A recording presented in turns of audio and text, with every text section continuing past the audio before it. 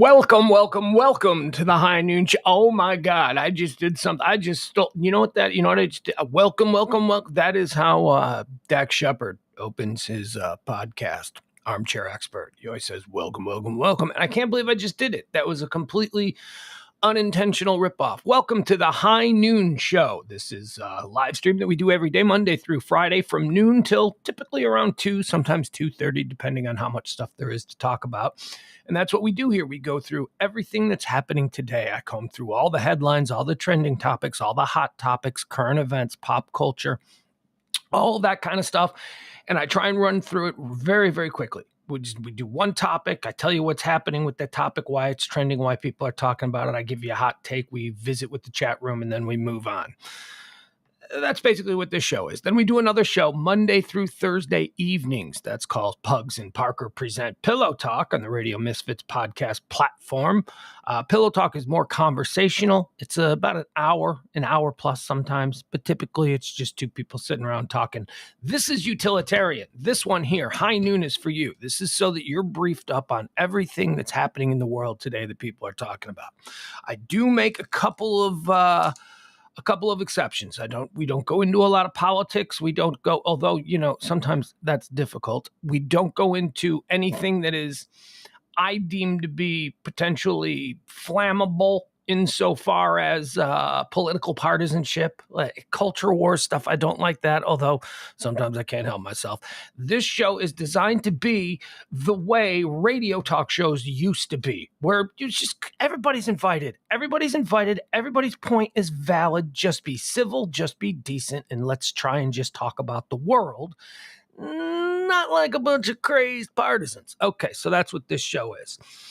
I have to say something early on here. From time to time during this stream, I am called away for, like 30 seconds at a time, maybe. I say, I got to take a break. I'll be right back.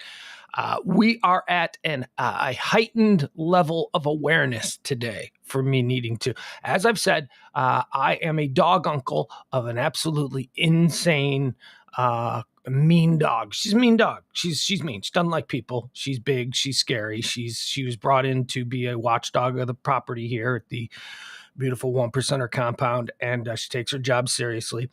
The dog likes about 5 people in this planet. Again, I'll run through the 5 people the dog seems to like. Her owner, who is E, who runs the big house, E's wife, E's son, me, who lives out here in the guest house, and my kid. That's it. That really seems to be it. Those are the only people that the dog seems to be okay with. The people the dog will cuddle with, the people the dog will lay on their lap and, give me a belly rub, that kind of thing. Everybody else the dog hates.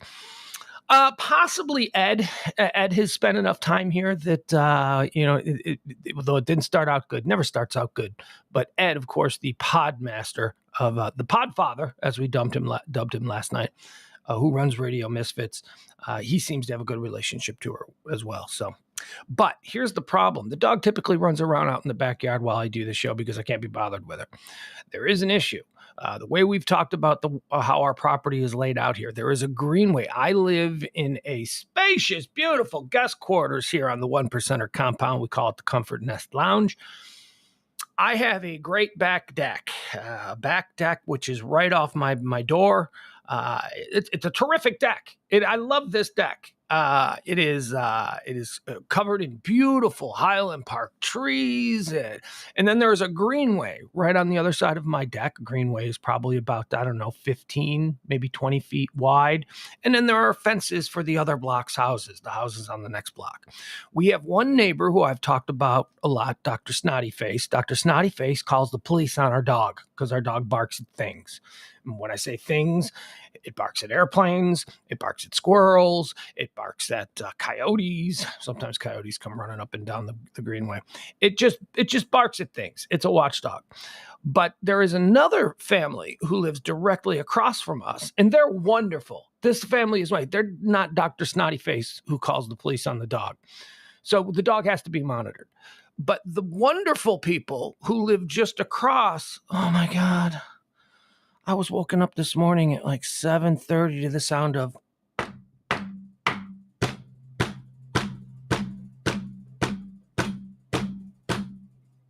And then there's like a 30-second pause. And then there's. It's like, what's happening? Construction is starting. So I go and I look out my back window. And the nice people, the people who I like, the people who I have no problem with, the wonderful neighbors that live just across the greenway, they are tearing down their fence today. They are putting up a brand new fence, and they're constructing it all day long. So the dog can't be in the yard. Because the dog would be going nuts with all of these people out there building the fence. So the dog is in here, and the dog does not want to be in here. I'm looking at her right now. She is sitting at the back door like, you're going to let me go yell at these people, right? These people can't just be banging on things on the other side of the greenway. That's basically what the dog is thinking.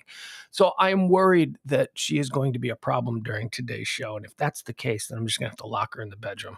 Maybe just lock her in the bed, get in the bedroom, just go, fine, get on the bed. Fine, get on the bed if that's going to calm you down. I do love these neighbors who are tearing down the fence here. They're really nice. They have I think it's 4. They seem to have 4 daughters ranging in age from 13 to 6. And they're rich people, Highland Park, the 1%er compound, but they seem to be really nice, really lovely people. These little kids, they have a trampoline they have a trampoline that is like really close to my back deck. It's like right against their back fence.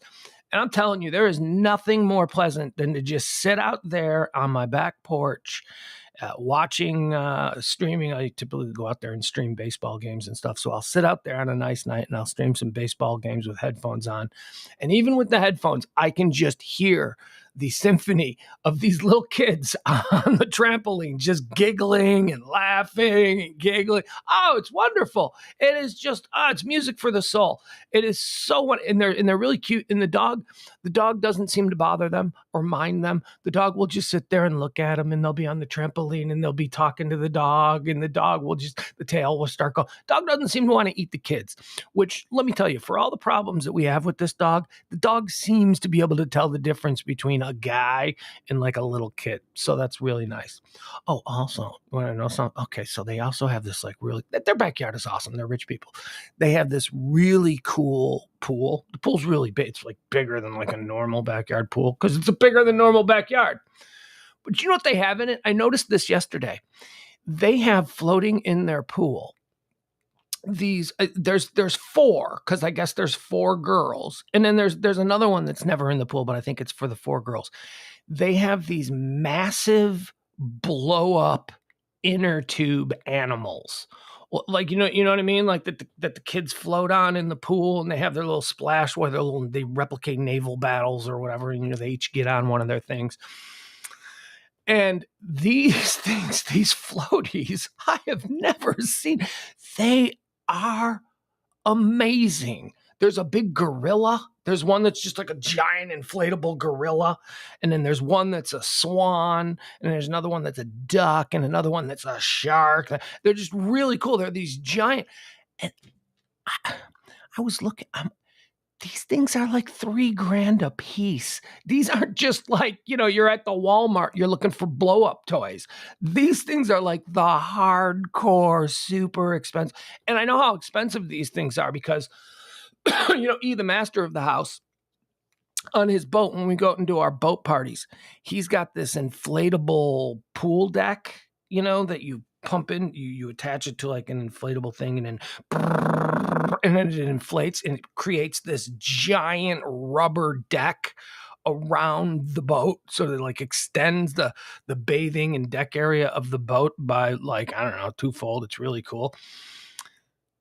Someone told me that thing cost $8,000. I'm like, $8,000? Are you? I mean, it's solid. It's like a real. You can walk around and you can be in clothes on it and all that stuff. But $8,000. Oh my God, water stuff is expensive. So, word to the wise before we get started, the dog may be a problem today. Okay, now that we finished that up. Hi, Dustin's here. Good to see you. My guy Byron is here. Oh, yeah, Brady. I know. We're going to talk about the Jerry Jones thing, and we're going to set some things straight. There was a whole lot of fun being had with Jerry Jones. And I'm starting to think that it's why when I was talking about it, I'm like, yeah, these are all just people saying shit online. So I'm going to use allegedly, and I'm going to use this. Here's what I'll say about the Jerry Jones thing.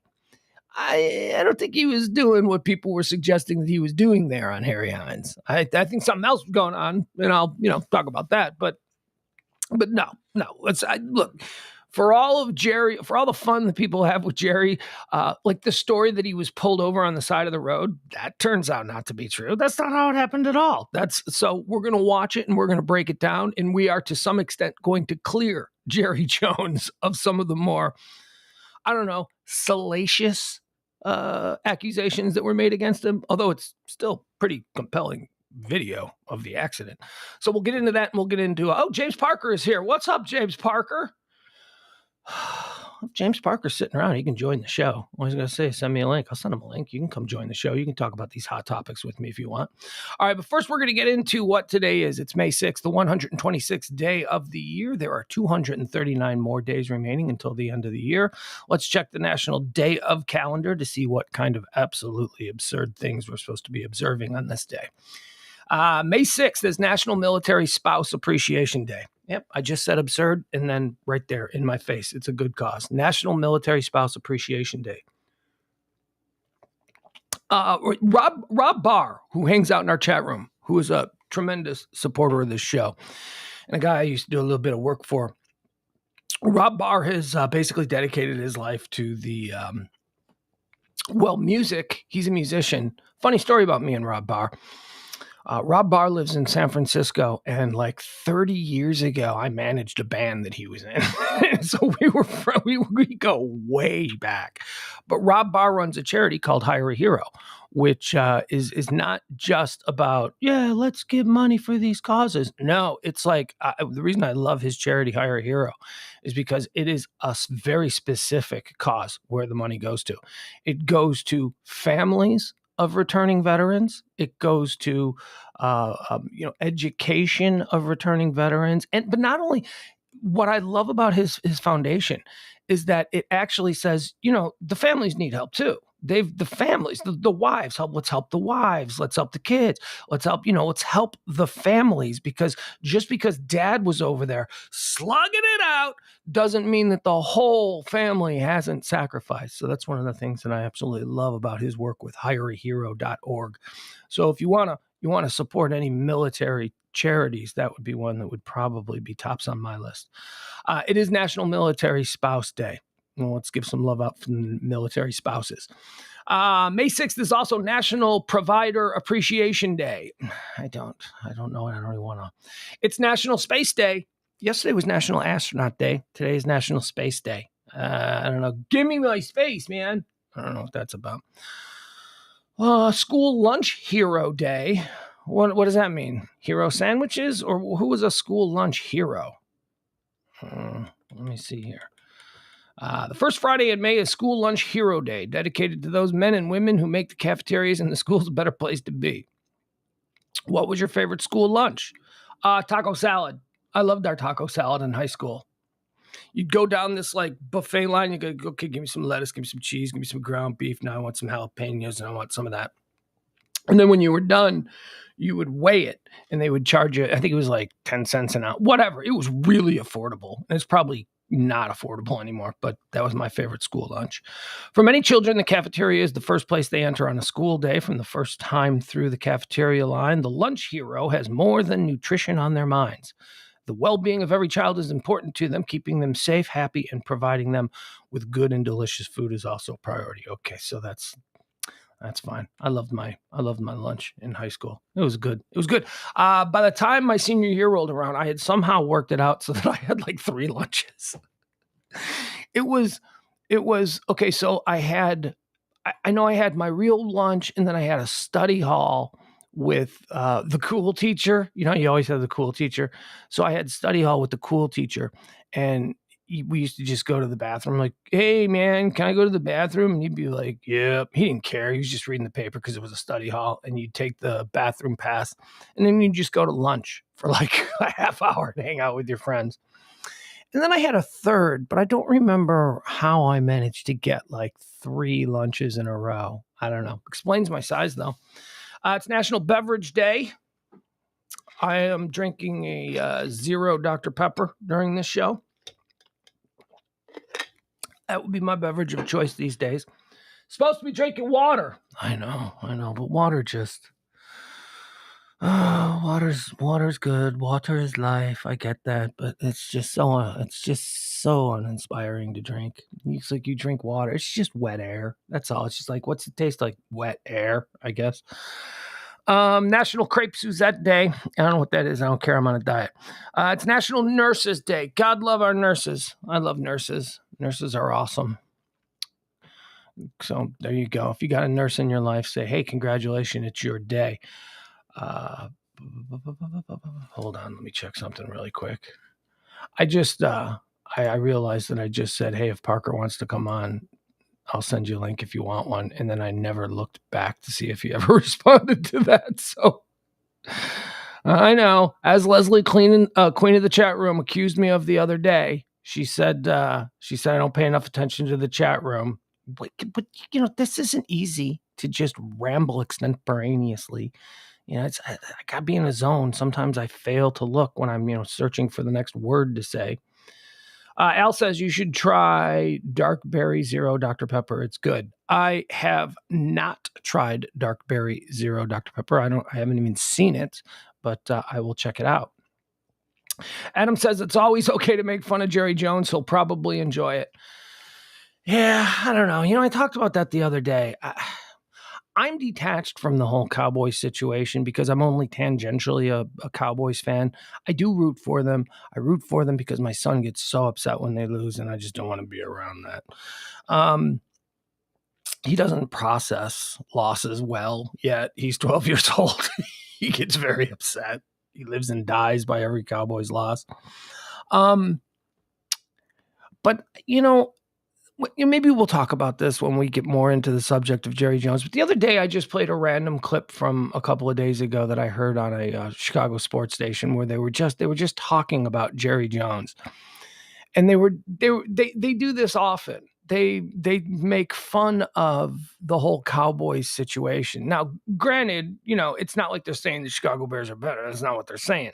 But they're just making fun of how absurd Jerry Jones is as an owner. And it's not just there. I mean, the national people also, you go to any market, Jerry Jones is not respected by the rank and file football person. Now, I know that he has powers within the ownership of the NFL. He's been there a very long time, and he's got power, and he wields that power. But as far as like people think he's a drunk. People think that he doesn't know football quite as much as he does. People think he's a narcissist who has actually been hindering the progress of the Cowboys. I mean, the Cowboys have had as much time. We'll get into this later. We'll get into it later. But sometimes I think, leave the guy alone. But then other times I'm like, he's absurd. He is absurd. What they honed in on in the clip that we played the other day was that the owner of this team has a radio show. No other owner has that. No, every other owner keeps everything very close to the vest. They don't reveal all that much because they're targets, but Jerry seems to like it. He seems to weather it fine. So whatever, that's his choice. But it is different. It is a different kind of thing. And then he does stupid things like what he did during this past NFL draft where he held up the draft board, what the Cowboys were looking at, and every other team just screenshot it. So they knew what the Cowboys picks were and who they were looking for. I mean, he does silly things. But he is fun. He is fun. My owner of my team is not fun. My owner of my team is the same age as the Queen of England, and she's not fun. She's a sweet old lady, and she's beloved in the market, but she's not fun. She's not. whatever. All right, on this day in 1861, the American Civil War, Arkansas secedes from the Union. Should have never let them back in. They've been nothing but trouble since. 1889, on this day, the Eiffel Tower is officially opened to the public at the Universal Exposition in Paris. Eiffel Tower, not impressed. I don't get it. Like, I get the allure of Paris. Like, it's a beautiful city. It's, there's history there. It's romantic. I get it. Paris seems like a really cool place to visit. And I'll probably try and visit at some point before I die just to see it. But again, I don't speak French, and I'm just very uncomfortable traveling down to any country where I don't speak the language. But as far as the Eiffel Tower goes, that thing's stupid looking. That thing just looks like an electrical wire tower, It just looks like a fancy, like, oh, this is what is it? It's what is the Eiffel? Is it just a gigantic work of art, or what was the purpose? I don't know, but it's become the symbol of Paris. So there you go. I guess it's cool because when you're seeing it, you're in Paris, right? It's like, well, proof positive that we're in a pretty cool city. But the Eiffel Tower itself does not impress. Does not seem like it's all that cool. On this day in 1915, Babe Ruth, who was then a pitcher for the Boston Red Sox, hits his first major league home run. He would hit more. On this day in 1937, the Hindenburg Disaster. Oh, the humanity was uttered over live radio when the Hindenburg blew up. People still to this day say, oh, the humanity comes from that. Hindenburg Disaster. The German Zeppelin Hindenburg catches fire and is destroyed within a minute while attempting to dock at Lakehurst, New Jersey. 36 people are killed. Let's watch it. We've got live video taken from the scene of the Hindenburg disaster with enhanced audio. So let's check this out.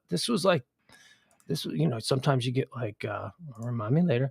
Sometimes you get like really cool things that happen these days on live TV. This is where that all started. This was breaking news to the highest extent. Okay, here we go. We don't need all of this. Here we go. Okay, so here's the new video of the Hindenburg. Okay. Cranked up a little bit. The back motors of the ship are just holding it just enough to keep it from... It bursts into flames. Get it started. It's crashing. It's crashing terrible. Oh my, get out of the way, please.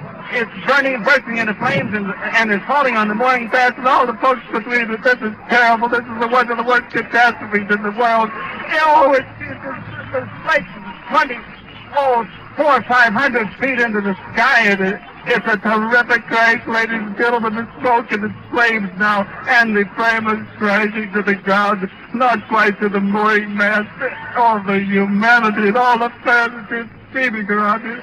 I told you, I can't talk to people. There's friends around there. I can't talk, ladies and gentlemen. Honest, it's just like there are massive smoking wreckage there. And everybody can't hardly breathe and talk and screaming. Lady, I'm sorry. Honestly, I can hardly breathe. I'm going to step inside where I cannot see it. I'm telling you, that's terrible. Listen, folks, I'm going to have to stop for a minute because I've lost the voice. All right. This is the worst thing I've ever witnessed, he says. And that's that poor guy. James Parker would claim that guy was just acting, probably. Like you said about Johnny Depp. That was real, man. That guy was legitimately freaked out by that. That was not. By the way, here's something that we don't really or often make note of. The Hindenburg, the tail of the Hindenburg was adorned with swastikas. Did you know that? I was watching a much larger version of that, which was about 6 minutes, and it shows the Hindenburg flying over New York, like a couple hours before it tried to land there in Lakehurst, New Jersey. And I'm looking at the Hindenburg, and I'm like, what are they? What is that on Oh my God, those are giant swastikas. Just giant swastikas on the tail on both sides. Well, that was before we knew what the Nazis were up to. All right. So that happened on this day in 1937 as captured live on the radio. Well, actually, no, it wasn't live on the radio. They had no way to relay it, but it was being recorded for playback on the radio. WLS in Chicago. Hate 89, one of the worst radio stations in America now, but did some pretty legendary things back in the days. On this day in 1954, Roger Bannister becomes the first person to run the mile in under 4 minutes. Roger Bannister, an English researcher and professor, not even a professional runner. For 1,000 years, nobody thought it was humanly possible for a man to run a mile in under 4 minutes. And an amateur named Roger Bannister did it for the very first time. Roger Bannister set a new record for running the mile in under 4. Nobody in the history of running had been able to run a mile in under 4 minutes until Roger Bannister did it. That record, that time, the time of no one breaking 4 minutes, stood for 1,000 years. 1,000 years. And then somebody broke Roger Bannister's record a month later. So yeah, human evolution. At some point, we just start to be able to do things differently, better, whatever. Roger Bannister, good on you. 1954, ran the mile. This is so crazy to me because I run 3 miles every day. And there is one stretch of my run, of one of the paths that I run, that is exactly 1 mile. And there was a time a couple of weeks ago when I decided, okay, I'm just going to run 1 mile at a time. I'll run a mile, take a break, run it again, take a break, run it again to get my 3 miles. And I decided that on the very first one, when I'm freshest, I would just try and do it for time. I would see what is at this current awful state of physical fitness, what is my time running a mile? And then I'll do this every Monday. Every Monday was going to be timed. And every Monday I would see if I could increase my time in running the mile. I can't run it 4 minutes. Do you know how absurd 4 minutes seems to me? Roger Bannister ran a mile in 4 minutes. I run a mile in like 20 minutes. I mean, how the hell? Honestly, I don't even remember what my time was. I don't, because I abandoned the whole effort, because what I found was when I push myself on the very first mile, I don't do mile 2 or mile 3. I'm just like, that's enough. That's it. But 4 minutes, that is, I can't even imagine. I can't imagine 10 minutes doing a mile for me. I don't even know what good is. Like, what is like average? Not a professional runner, but somebody who runs, somebody who's in, I'm not in good shape, somebody who's in good shape. Like, what is like, yeah, that's an average time. The average human being should be able to run a mile in whatever. Okay, so whatever that number is, double it. And maybe that's what I'm at right now. This day in 1998, Steve Jobs of Apple Inc. unveils the very first iMac. That was on this day in 1998. Also on this day in 2002, another crazy rich guy, Elon Musk, the founding of SpaceX, on this day in 2002. On this day in 2010, in just 36 minutes, the Dow Jones average plunged nearly 1,000 points in what is known as the 2010 flash crash. More issues with the stock market yesterday and today. On this day in 2013, do you remember this story? This story was so weird. I can't believe it's 7, 8, 9 years ago now.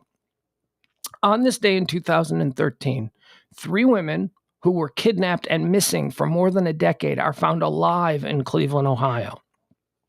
Do you remember this? These 3 girls from like 3 different places were kidnapped by the same dude in the same neighborhood where these kids lived in Cleveland. And he just kept them for like a decade.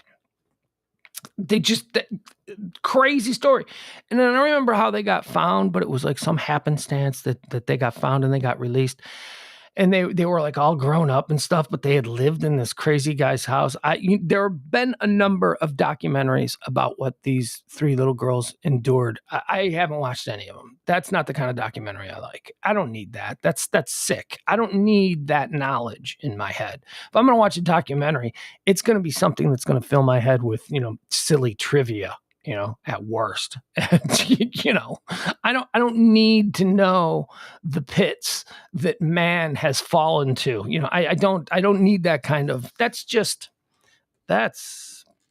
horror porn. I just hate it. There's no purpose for it. So if you guys know what these girls went through, there you go. You know more than I do. I don't need to. I can only, it's just terrible. I don't need to really think about it.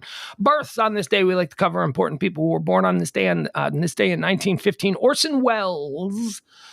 We will sell no wine before it's time. People of my generation, Gen X, just remember him as the fat guy in the Paul Masson commercials. But Orson Welles was like the first unquestioned genius of Hollywood. He did the War of the Worlds broadcast for the Mercury Theater in New York City that went out over the radio to radio stations all across America, which was a Halloween play about aliens invading America. And he did it in a way that it sounded like breaking news, and people freaked out. It became a national sensation. And he was like 20. He was like 20 years old. He was like 20 years old when he did that. 24, something like that. I don't know. But he was a kid when he had this first great accomplishment. And then he was basically, there was such outrage about it that he couldn't really do radio anymore. So Hollywood came calling, and he said, well, I want to be a film director anyway. So we went out, and he said, I got an idea for a movie. Citizen Kane. Boom. Right out of the box. Citizen Kane. Possibly the greatest film in American filmmaking history he made. He was 26, 27 years old. Dumbass kid. Orson Welles, born on this day in 1915. Crazy. He was crazy. Like, he was just such a narcissist. And he made everybody's life miserable around him because he was the young genius, but funny. He's a funny guy. Funny as in, like, who does this guy think he is? Funny. And then by the time we rolled around in the 1970s, no one would work with him because his ideas were just increasingly more crazy and insane. And he just started doing Paul Masson wine commercials. We will sell no wine before it's time. By the way, there are some great outtakes, some Orson Welles outtakes from the Paul Masson commercials on YouTube, where you get an idea of how difficult this man was. He was a difficult human being.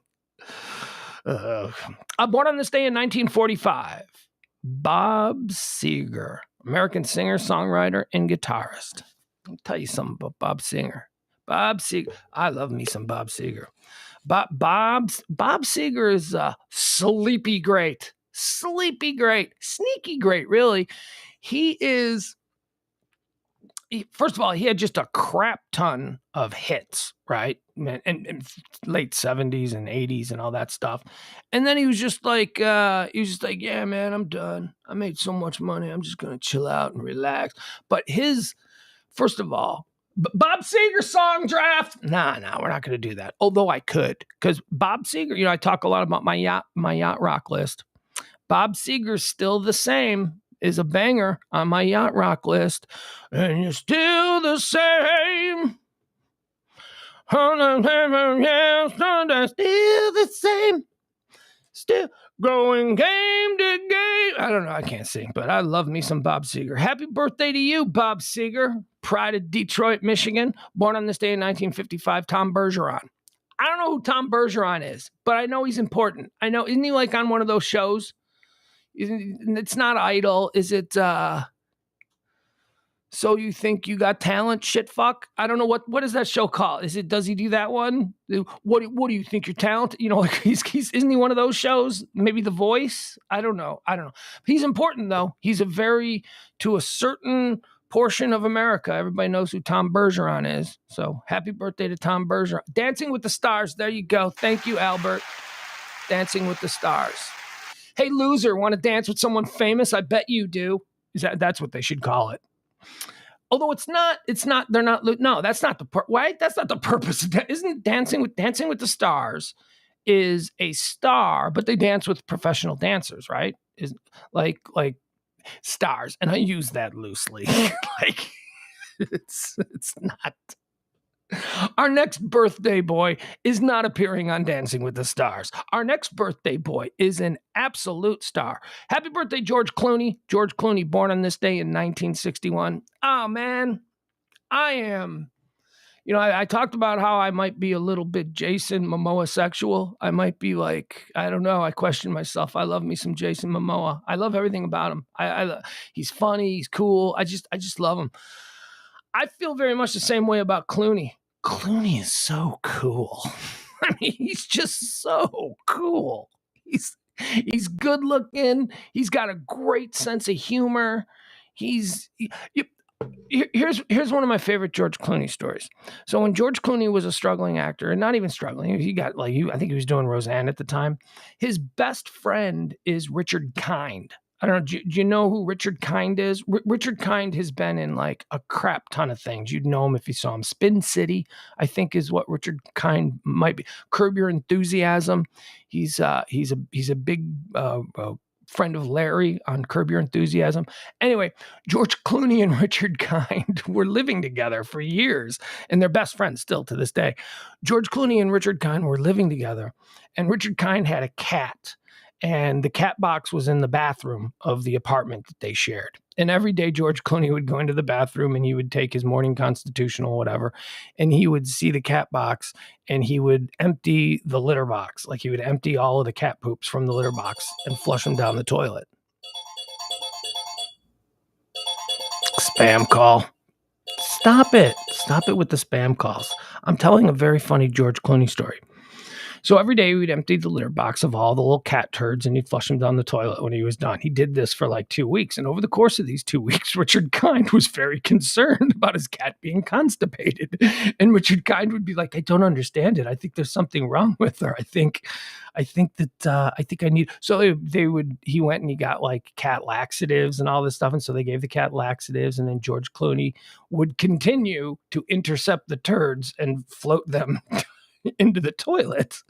And so after another week or so of being on the cat laxatives, Richard Kind is like, how are the laxatives not working? This cat has not taken a number 2 in months now. And so then the next step for George Clooney was when he went in to take his morning constitutional, he took a man dump in this cat box and just left like giant George Clooney turds in the cat box. And Richard Kind found it and thought, oh my God, did you see? Come on, that's funny. That's funny. I realized I had no payoff for that story, but that's funny. George Clooney took a dump in the cat box after a month of cleaning out the cat turds, and Richard Kind thinking that his cat was constipated. And then finally, when there was something in the cat box, it was giant man turds. Come on, that's funny. That's funny. Clooney's funny. Happy birthday, Clooney. Clooney's got a hot wife, too. Clooney's got a hot wife that checks all boxes. She's hot. She's sophisticated. She's an international criminal courts attorney. Clooney ain't messing around with no actresses. He ain't gonna be in no Amber Heard style divorce spectacle. That ain't Clooney. Also born on this day in 1982, Dallas Cowboy legend Jason Witten. Jason Witten. Here's a little fun fact for you. Very first interview Jason Witten ever did. Yours truly, and my partner, Kelly Moore. That's right. Very first interview he ever did. He was a rookie. We were down there in San Antonio. This is when the Cowboys training camp was in San Antonio. And we were down there as guests of the Cowboys to do coverage of, do our show live from the Alamo Dome or whatever. And the Cowboys had promised us, we had a list of people that we wanted to interview. And we, of course, we had all the big names. We had all the people that we wanted to talk to. And they didn't deliver on any of the big names. And instead, they gave us this rookie tight end named Jason Witten on like day 1 of camp. And Witten came in, he sat with us for a good half hour.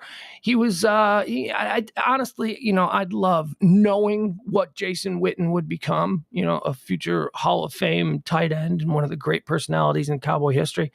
I wish I had more of a memory of the actual interview, but I don't.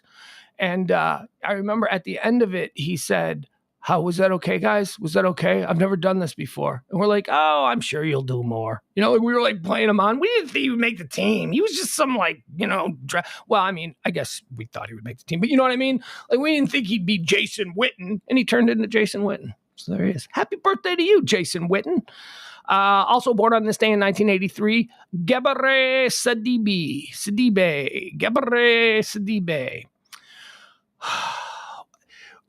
Wasn't she first put on our radar with Precious? She played Precious in that film. I never saw that film. That film, boy, I remember that movie was out. I'd be watching like the commercials for it or whatever. And I'd be like, yeah, there is nothing about this movie that speaks to me. There ain't nothing. I don't care how many people say Precious is wonderful. I'm just not going to see it. So I didn't really know who Gabby Sidibe was until Empire. Remember, I told you I became a big fan of Empire in like the first 2 seasons. She was a regular at Empire. She played the executive assistant to Terrence Howard, who was the star of the show. And she was funny on it. So happy birthday to you, Gabere Sidibe, born on this day in 1983. Born on this day in 1987, somebody who, I don't know. I could bump into him at the Starbucks and I wouldn't know who the hell he is. But my kid would freak out. So this one's from a 12-year-old. Happy birthday, Meek Mill, American rapper. No idea who Meek Mill is. I understand he might get in trouble from time to time. I mean, I don't know how else I would know his name. I mean, from my kid, obviously, because I've seen my kid listening to some Meek Mill. But don't know. Don't know if he's a bad guy. Don't know if he's a misunderstood guy. Don't know if he's a good guy. I just know that his name has appeared in the newspapers. I think there was a motorcycle incident at some point. That's the one thing that I think of. Oh, yeah, he's the guy who rode the crotch rocket at like 100 miles an hour and bailed. I don't know, but happy birthday to you. Born on this day in 1987, Meek Mill. Born on this day in 1990, cheating ass SOB of the Houston Astros, Jose Altuve. He is the pride and joy of short people everywhere. Jose Altuve, Houston Astros, born on this day in 1990. Deaths on this day, significant deaths on this day, none. Not one. I mean, people died, of course, but I looked through the list of people who died, and I don't know who that is. I have nothing to say about that person. I don't know who that is. So we're moving on. No deaths today. Let's consider that a win. All right, let's get into the topics. All the things that are trending today, anything that's happening on this day, we like to cover it here, give you a nice little cheat sheet. By the way, here's something that I'm thinking of doing, and we'll probably start this next week. I'm thinking that on the shows, instead of starting with all of that history and all that stuff, we'll end with that. That'll be at the back end of the show. That maybe the shows would be better served if we just jump right into the trending topics. I don't know. I'm going back and forth on that. We'll have to think that through. All right. Trending today, number one, hashtag stock market crash is trending. Stock market crash. Now, I don't know what's happening at the moment with the Dow Jones, so let's pull that up. Let's see where the Dow is at right now. Yesterday, it had a difficult day. It was down, teetering around 1,000. I don't know what it closed at because I don't really care. All right, it is currently down 146, which is not terrible. But it's certainly, it's not as bad as it was yesterday at this time. Yesterday at this time, I think it was down 1,140, something like that. So stock market crash is trending for a couple of reasons. One of the reasons is because on this day in 2010, there was the biggest points drop in a 30-minute period in the history of the market, and that was a big deal. That was certainly constituted a crash. And also a whole bunch of like economists and people like that are talking today about how stock market is going to crash. Just so you know, it could happen anytime now, but stock market is going to crash. It's going to crash. Be prepared. Now, when economists say that kind of stuff, that is almost a self-fulfilling prophecy. Because if you're being told to pull your money out of the stock market and to sell off all your stuff, you're sort of creating a scenario where a crash will occur. So I don't know. I don't know enough about this stuff. But stock market crash. Crypto, baby. Put your money in crypto. Let's see what crypto's doing. Hold on. Bum, bum, bum, bum, bum, bum, bum, bum. Give me a second here. I like to, from time to time, just check in on my meager crypto holdings. I like to see if my little arrow is up or if it's down. All right, here we go. Okay, Bitcoin is currently, my Bitcoin anyway, is currently down 2.41%. So, okay, so there you go. Let's see, what has it been doing? It looks like it's been dipping and whatever. I don't know. I don't know how to read this stuff. I just know if the arrow up or down. That's pretty much all I know about it. April jobs. April jobs is trending. The jobs report for April was good. Growth was accelerated by 428,000 new jobs in April, far more than expected as jobs pictures stays strong in America. This caps off 12 months of monthly job gains. 12 months of, I don't know if they're good jobs. I don't know what they are, but whatever. There you go. April jobs is trending because the jobs, 12 months now in a row, jobs have gone up. Let's get into Jerry Jones. Jerry Jones is trending. I call this Jerry Jones. I'm a Jerry Jones truther now. Let's forget about all the speculation and all of the seedy talk that surrounded Jerry Jones's accident from a couple of nights ago. We now have video. Let's watch the video. Let's get into it. Let's see here. Now, if you remember, there were a whole lot of people, and I echoed. I created a bit. I participated in the echo chamber. A lot of people were giving out some information that has not, by this video, borne out to be true. People said that he was parked on the side of the road and that a car hit him when he was trying to, I don't know, whatever he was doing on the side of the road there. That story was probably born out of the idea that he was involved in this accident on Harry Hines, which is a stretch through Dallas that is known for prostitution. People always trying to take down Jerry, but now we have the video. I think it was an Uber driver. I think this is video from a dash cam of an Uber driver. It shows everything about the Jerry Jones accident. So let's watch this. Okay. You know what? Let's pull it up on the YouTube. All right. So here you go. Let's watch it, and then we'll go from there. This is how it happened. So let's stop listening to the people on social media who are saying all kinds of things. Let's watch the Jerry Jones incident. Here we go. Jerry Jones' car wreck. All right.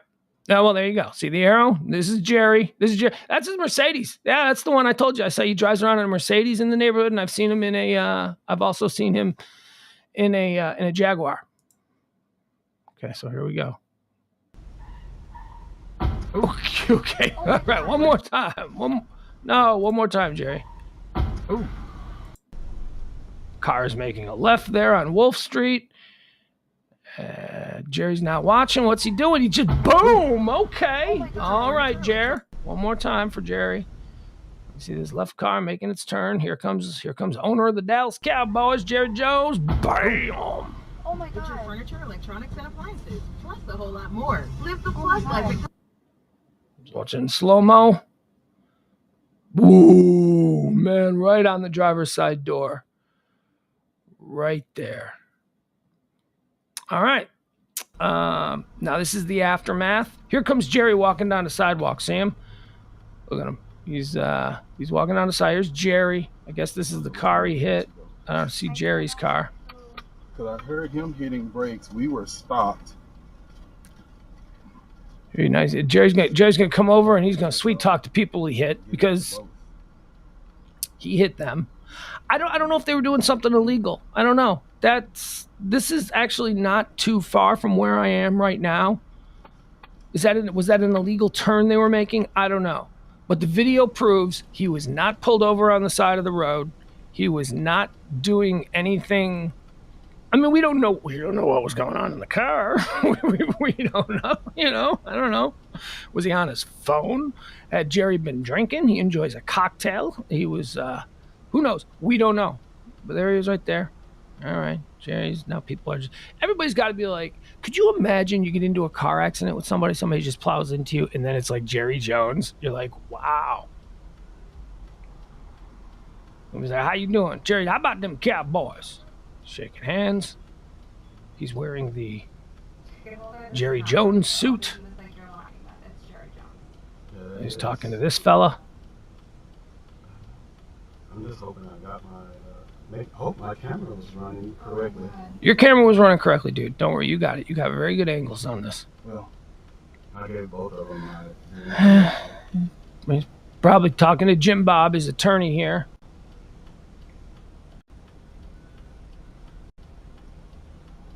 All right, now he's talking to, looks like paramedics. They're checking him out. He did go to the hospital, precautionary.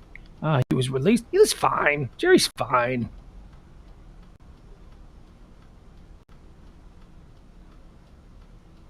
Yeah, well, so there you go. I mean, that's really all there is to it, right? I mean, we now see the video. We can eliminate the silly stories that I really kind of wanted to be true. If I'm being honest, well, come on, who doesn't want the stories to be true? The crash was caught on another car's dash cam. In the video, the driver of the car who captured the video said he was going to give the footage to both parties. Jones appears to check his knee at one point in the video, but looks mostly unhurt after the crash. Jones did spend a little bit of time there at Parkland. He was taken to Parkland Hospital, but no big deal. No big deal. Jerry seems to be all right. Adam says that part of Harry Hines sucks coming off the tollway. It goes from 65 to 50 to 35 very quickly, and people coming down south on Harry Hines have to cross 4 lanes to get to the turn lane on Wolf.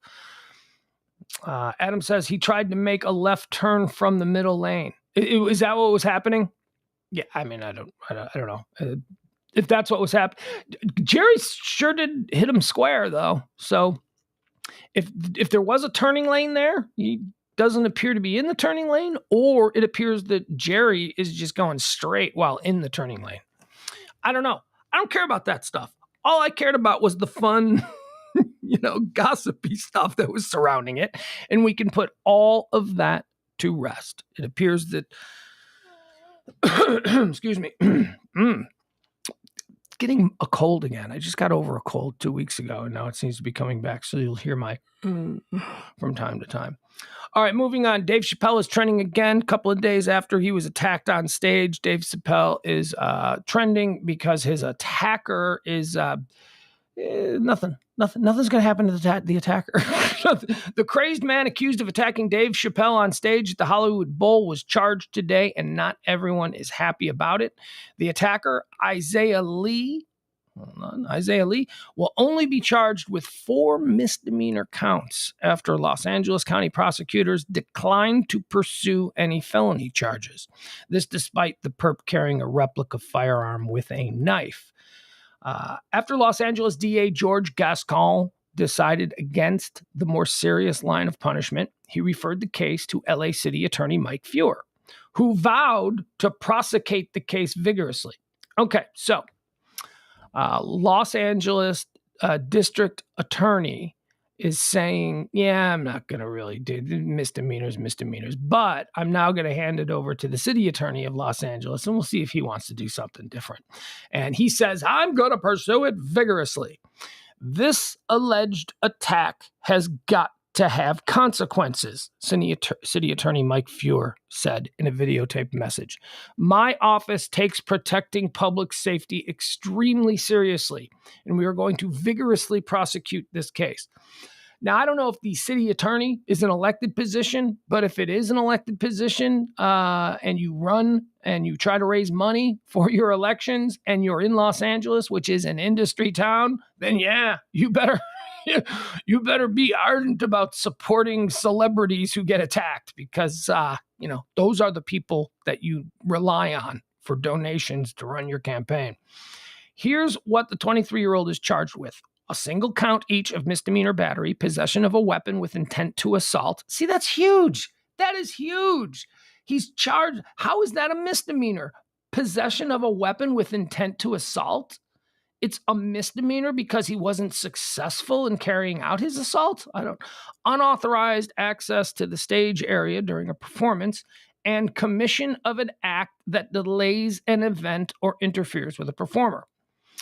It sounds like the culprit's biggest punishment will be when Dave's friends beat him up and broke his arm. Something the comedian says made him feel, quote, good. I felt good. My friends broke his arm. I felt good. How bad does an N have to be that Joe Stewart would stomp him? I'm very proud, Dave says. Those are very powerful friends, and I'm sharing this night with people I love very much. While some are calling the charges against the perp a slap on the wrist, others are blaming Will Smith and his famous slap on the face. Oh, stop it. Quoting now, it's a sad thing happening right now, Laugh Factory owner Jamie Masada told Fox News Digital. People are going on stage just trying to make a name for themselves. And I think that Will Smith did actually encourage the violence, and that's a horrible thing. Netflix also chimed in with its own statement saying, we care deeply about the safety of creators, and we strongly defend the right of stand-up comedians to perform on stage without fear of violence. Well, who doesn't? Look at Netflix taking a controversial stand. So there you have it. So I guess we'll just have to see what the LA city attorney does, because the county arm of the prosecution is just going with some misdemeanor charges. Adam says, why are DAs elected officials? Yeah, I don't know. He says, you say it's odd. I don't know if it's odd. I mean, is it better for them to be appointed? I don't know. I don't really know, Adam. I haven't really thought that through. I just know. I mean, I grew up my entire life in a system where states attorneys and whatnot are all elected. So I don't know. And they may not be. Remember, I don't know how the LA city attorney gets their job. It might be an appointment by the mayor. I don't know. But the county attorneys are. The county DAs are they run for election. And I know that in LA because I've seen enough LA-based cop shows where there's always a corrupt DA. They're always, running up for re-election. But I don't know. Let's see here. KBJ. That's right. We've got KBJ. That's Ketanya Brown Jackson, who is the new Supreme Court Justice. Well, soon to be Supreme Court Justice. She's not there yet, which is why she's trending. She is trending with OAN because, OAN, it's one of those silly news services. Some dude, and I don't even know his name, and I'm hopeful that I will never know his name, so I didn't even look it up. I could have looked it up and said, this guy said this, but why? Why even promote this guy's name? So this person on OAN went on a rant about how they believe and that they are almost 100% sure that it was KBJ, the new Supreme Court Justice, who leaked the document to the media, who leaked the document about the overturning or the potential overturning of Roe v. Wade, who leaked the document. And this person is just getting destroyed. This person who said it is just getting torn limb from limb because KBJ hasn't even been to the Supreme Court yet. She's not there. She's taking care of it. She's still doing whatever her past job was. She had to give a period of time. You don't just jump into the Supreme Court. This current session of the Supreme Court is without her. She doesn't have access to any of that stuff. She doesn't even have clerks yet. She's not there. So people are like, yeah, there it goes. OAM are already trying to cause trouble by making shit up. It's just, the reason it's so funny is because it's just obviously something a dumb guy would say. But because he's in a suit and he's appearing on camera on some streaming news service, people think that he's not a dumb guy, but he's a dumb guy, or he's worse. He's just a bad guy who knows what he's saying is ridiculous because she's not even there yet. She's not even in the state. She doesn't have any clerks. And by the way, that's who they've narrowed this down to. I think the number was, I don't know. I've seen a couple of numbers, 35 or something. I've seen numbers as high as 70, but then the number that everybody seems to be coming down on is 35. 35 individuals would have had access to these documents. And those individuals are the justices themselves and the clerks who work in the office for the justices. Those are the people who would have access to this. And again, KBJ isn't there. She doesn't have access to any of this stuff because she's not even on the court yet. And she doesn't have any clerks. So, yeah, there you go. So that's why KBJ and OAN is trending, because they're just putting more bullshit out there. They're just putting more... Yeah, Jennifer said, just blaming the new minority. Just why not? Let's get off on a hot start and let's already cause problems for this person because, whatever. But that is basically the state of OAN news. I am 99.9% certain that this was the act of KBJ. She would have had access. And everybody's like, no, she doesn't have access. She's not even there. She doesn't even have a key card yet. She's like, she's not there yet. All right. Silly. Amber Heard is a psychopath is trending. Amber Heard has been, I don't know if she's still, I need to rely on April for this. I don't know if Amber Heard is, hold on. Okay. So I'll break this down. Adam says Chicago has aldermen. Why not let some of them appoint, what? State's attorney? Cause, state's attorney is a state job and the aldermen have, the aldermen look, I appreciate you trying to fix the systems of major municipal governments in America, but trust me when I tell you that you don't want to give the aldermen of the city of Chicago any more power. They can't handle the power that they have. They're all corrupt. They're all ridiculous stooges. All right. Amber Heard is a psychopath is trending. She's been testifying the last couple of days. April, I'm going to rely on you again. I don't know if she's testifying today. I watched all of her day one testimony. I watched a little bit of her yesterday testimony, but at some point I went, yeah, okay, I'm out of this. I thought on day one, she told some stories, man. All right. April says Heard has testified for a day and a half. Court is off on Fridays and judge is busy next week. So it will be May 16th before Heard is back on the stand. Okay. All right. Very exciting. So now we got something to look forward to. I thought her first day of testimony was an exercise in, and now I'm going to sound like James Parker, bad acting theater. I don't know. I just didn't believe her. There were some things like her stories. Okay, so she told a bunch of stories, and I was riveted because the stories were so fun. Because we all want to believe, that when celebrities in their beautiful homes in the hills close the door, that they get into all kinds of silliness. And she had all kinds of details about silliness that was going on. So that was fun. But I don't know if it's true. I have no idea if any of it is true. She said that Johnny raped her. She said, I don't know, whatever.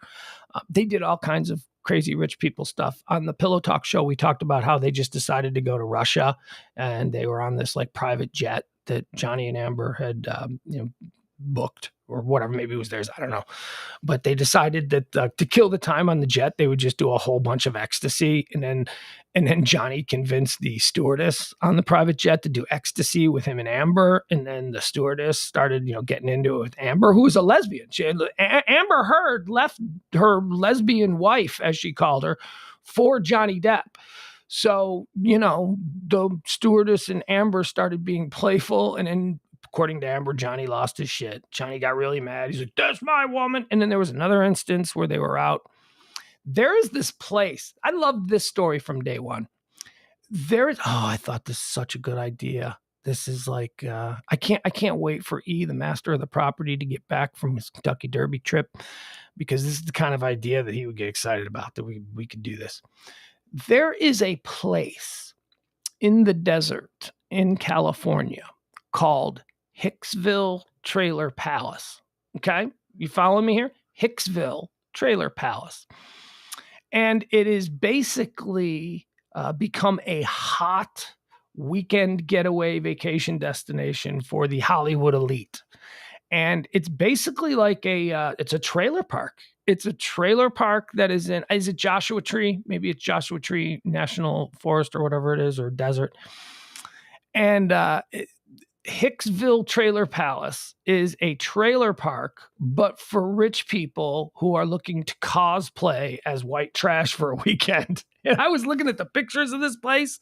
They got like, it's all trailers, but it's like really cool trailers. Like not like modern, like they've got like old fashioned looking trailers from the 1950s. They've got those round ones that look like toasters. You know, they're like shiny silver trailers that people live in. They got a swimming pool. And apparently all of these rich people, you know, like I said, they go and they cosplay poor.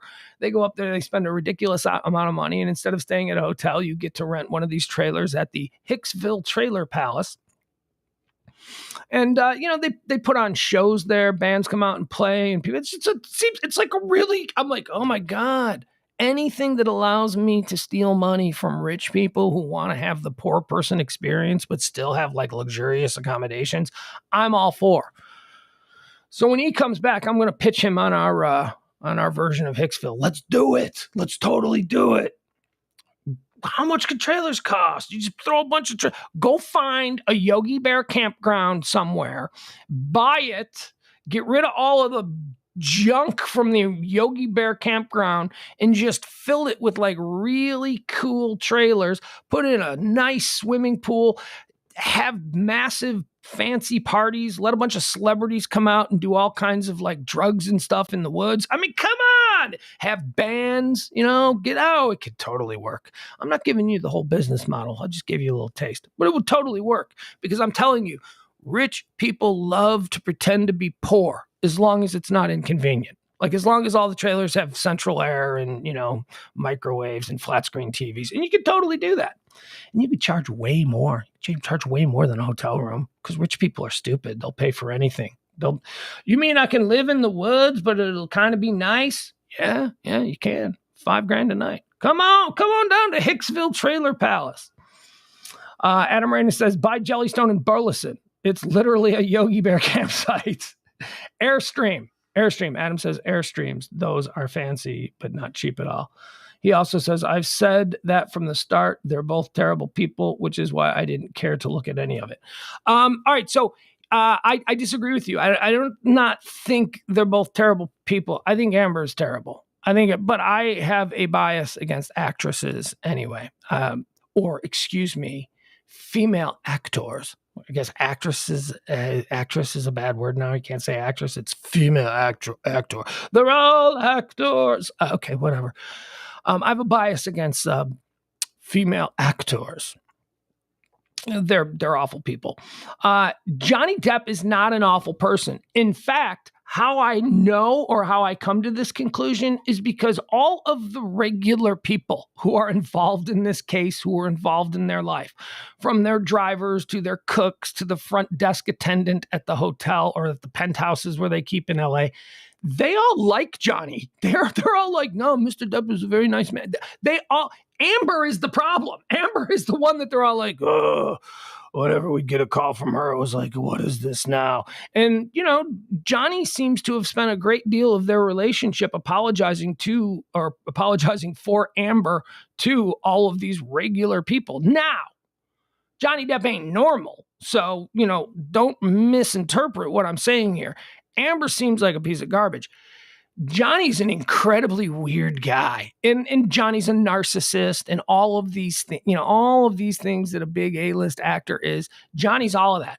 Johnny's also an addict who has almost like Errol Flynn, Hunter Thompson delusions about himself, where he's allowed to be as crazy as he can be because he's a genius, and that's how you explain it all away. But he's not bad. Like he doesn't seem to enjoy hurting people. Oftentimes his actions and the way he behaves due to his narcissism and his delusions hurts people, but it's not intentional. And I imagine that he feels really badly once he sobers up and people say, do you know what you did? And he's like, oh, I can't believe it. So I don't think he's bad. I don't think Amber does that. I think Amber just thinks that Amber seems very bitter at the world, and she seems like she doesn't like that she seems like she married him simply so that she could elevate herself. These are all, I've watched a lot of it, and I am not making apologies for Johnny Depp, but I would not say that they are both shitty people. One is a shitty person, and the other one is just a fool. The other one is just a foolish man. but not a bad guy, just like a dog, like a lovable, sweet dog that occasionally bites people. Looking at you, CeeLo. Like, CeeLo's not a bad dog. She's just a Johnny Depp style dog. She just does dumb shit that she feels bad about. So anyway, we got some more audio. Amber Heard as a psychopath is trending. Let's watch this. This is, I don't know what this is, but it provides some pretty interesting audio that I hadn't heard. So here's going to be your little update on what this is. So Amber Heard decided that she was going to, let me make sure we get this. Amber Heard took out a restraining order. When Amber Heard first years ago said, Johnny Depp is beating me, the courts gave her a restraining order. Oh, you poor girl. We must keep you safe from this horrible man. So she took out a restraining order against Johnny Depp, and then 24 hours later shows up at Johnny Depp's penthouse. Johnny Depp was keeping his distance. He's like, whatever. This chick is making shit up. She wants a restraining order. Fine. She doesn't want to be around me. I don't want to be around her. Keep her away. So 24 hours after the restraining order, Amber shows up at Johnny's place, begging him to take her back. And here's another instance where it seems like Amber Heard is admitting that she made up all the stories about the abuse in her attempt to get even though she has the restraining order out on Johnny. All right, so let's listen to this. This is, these people are crazy fun. I don't want this to ever end. I really don't. I want it to keep going on. I want to keep hearing new audio. All right, so here we go. We'll watch this. We'll let this play out. It's 2 minutes. She goes to his hotel room in San Francisco where she asked to see Johnny Depp.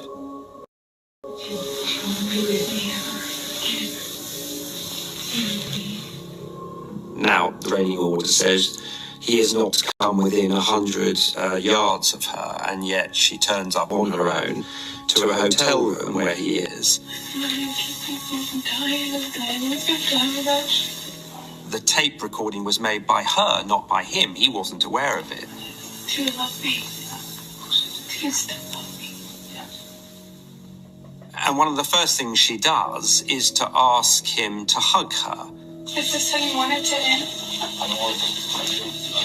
Is this how you want it to end? I don't understand. Is this what you want? No. Oh, no, a hug will save it all. All this, everything you just been I just wanted to touch you. Really, after all this shit you just said? I just wanted to give After all this shit you fucking accused me of? Yes, please stop. Please. Okay, so right there, she's there in his hotel, but she's like, I just want to hug you. And he's like, no, get away. And this is where he says, after all the stuff you just said, after all the stuff you accused me of. And I mean, it seems like she was lying. Seems like, I mean, she's like, he's like, come on, you just made all these, you want to, like, she's understanding of why he doesn't want to hug her because she just told a whole bunch of lies about him. She made a whole bunch of accusations. And he's like, you're fucking nuts. He's like, get away from me. No, I don't want to hug you. Stop. Please, I just wanted to hug you to say bye. I wanted to end that. And he says, why on earth would I want to hug you when you said all of this shit about me? Which was a reference, obviously, to the allegations which have then been made public. I gave you everything I did. I did everything I could do to make you happy. It wasn't. You don't want to. I wanted you. I did. I wanted you. You fucking love me, but you don't fucking love me. I still love you so much. Yeah, you used to. You know what? I am. They're knocking shit over. Keep it the timestamp, kid. Call it, write it off as a mistake. Mistake. Okay, there you go. So this just bolsters my opinion that he was done with her crazy ass. He's like, you are crazy. You are doing like crazy shit. I'm a crazy guy, but you know, you are like, you're not fun to be around. You're making up all these accusations about me. I'm done. I am out. And she can't handle it. We've seen this now in 3 different conversations that were taped, that she just simply can't deal with the fact that he's breaking up with her. that he does not want to be around her crazy ass anymore, and she can't handle it. And that is why I believe, after seeing everything that I've seen, that she came out with the accusations, because in one of her darker moments after he had said, look, I don't want to be with you anymore. This is nuts. We're killing each other here. Let's not do this. She had the realization of, oh yeah, well, I'll show you. And that's where the initial allegations came up. And she's like, he hit me and he abused me. I'll show him. He treated me like and now he's here. He's in San Francisco in a hotel. There's a restraining order based on, the allegations that he abused her. And she shows up at the hotel. And he's like, get out of here. What are you doing after what you said about me? Are you insane? I just want a hug. No. What are you, nuts? Go away. Come on, man. I kind of feel for him, even though I know he's a foolish man. He is a silly guy. He is all of those caricatures that we see portrayed as, the A-list Hollywood star who does whatever he wants, is narcissistic, cannot be told anything they don't already want to believe. I mean, he's crazy silly. But she does not want to be dumped. She does not want to be dumped by Johnny Depp because she saw Johnny Depp as her introduction to the upper echelons of her chosen profession. She was a C-list actress at best. She was never going to win any awards. She wasn't doing big, large scale films until after all this. That's when she got Aquaman. It's like the biggest. She was doing small films. And she was playing small roles in small films. And then suddenly she's married to Johnny Depp. And now she's going to parties where she's hanging out with Keith Richards and Steven Spielberg and people like that. Rooms. She's suddenly finding herself as a struggling young actress in rooms that she could never have dreamed of being in before she had this association with Johnny Depp. And now Johnny Depp is like, look, nope, we're done. I can't handle this anymore. I want out. And she's like, nah. I mean, so there's a lot going on with her. There might be the pride factor of, someone who looks like Amber Heard is probably not used to being dumped. I'm sure that there is a whole bunch of boys down there outside of Austin where she grew up that she's broken their hearts over the years. I don't think any of them ever broke up with her. Hot girls like that don't get broken up with until they meet somebody who just doesn't need anything from them, until they meet somebody like a Johnny Depp who, he's like, okay, you were fun, but you're obviously a terrible human being and I don't want to be with you anymore. So that's why Amber Heard is a psychopath is trending because of all of this terrible stuff. Let's see here. We've got someone named Andrew Wilhoit is trending. This guy's trending because it's funny. He's a GOP politician. Is it Indiana? Yeah. This is an example of how partisan politics is such nonsense. If you just vote for your party because I hate the libs or I hate the MAGA or whatever you're doing, man, stop it. Because a dude in Indiana who ran on the Republican ticket just beat the guy running against him for some local county job, but he was a member of the GOP and he was on the GOP ticket and he won his primary the other night. He didn't make a speech and he didn't attend his victory party because he's in jail for murdering his wife. They elected a guy who murdered his wife with an outdoor planter. He cracked his wife over the head with an outdoor planter during a fight, then dragged her dead body to his car, threw it in the trunk, drove it a couple of miles out of town, and dumped her body. And then just came back home and was like, I don't know where my wife is. I'm still running. And he's in jail. An Indiana man who's accused of killing his she had cancer too. An Indiana man who was accused of killing his cancer-stricken wife as she was seeking a divorce won his GOP primary this week from jail and will be on the ballot in November. Unless he's been convicted. If he's been convicted before November, then he'll be taken off the ballot. Andrew Wilhoit is charged in March with killing his wife, Elizabeth, 41. She had completed her last chemotherapy treatment for breast cancer and was seeking a divorce after she found out that he was cheating on her. When the Lebanon, Indiana couple got into a domestic dispute in late March, Andrew Wilhoit allegedly struck her in the head with a concrete gallon-sized flower pot, placed her in his car, and then dumped her body in a nearby creek. Despite the circumstances surrounding his wife's killing, Wilhoit, who initially lied about her whereabouts, but later admitted to killing her after she attacked him, he's now saying, yeah, I killed her, but she attacked me. But then why did you dump the body? You know, if that's really your story, if she attacked you and you killed her in self-defense, then you call the police.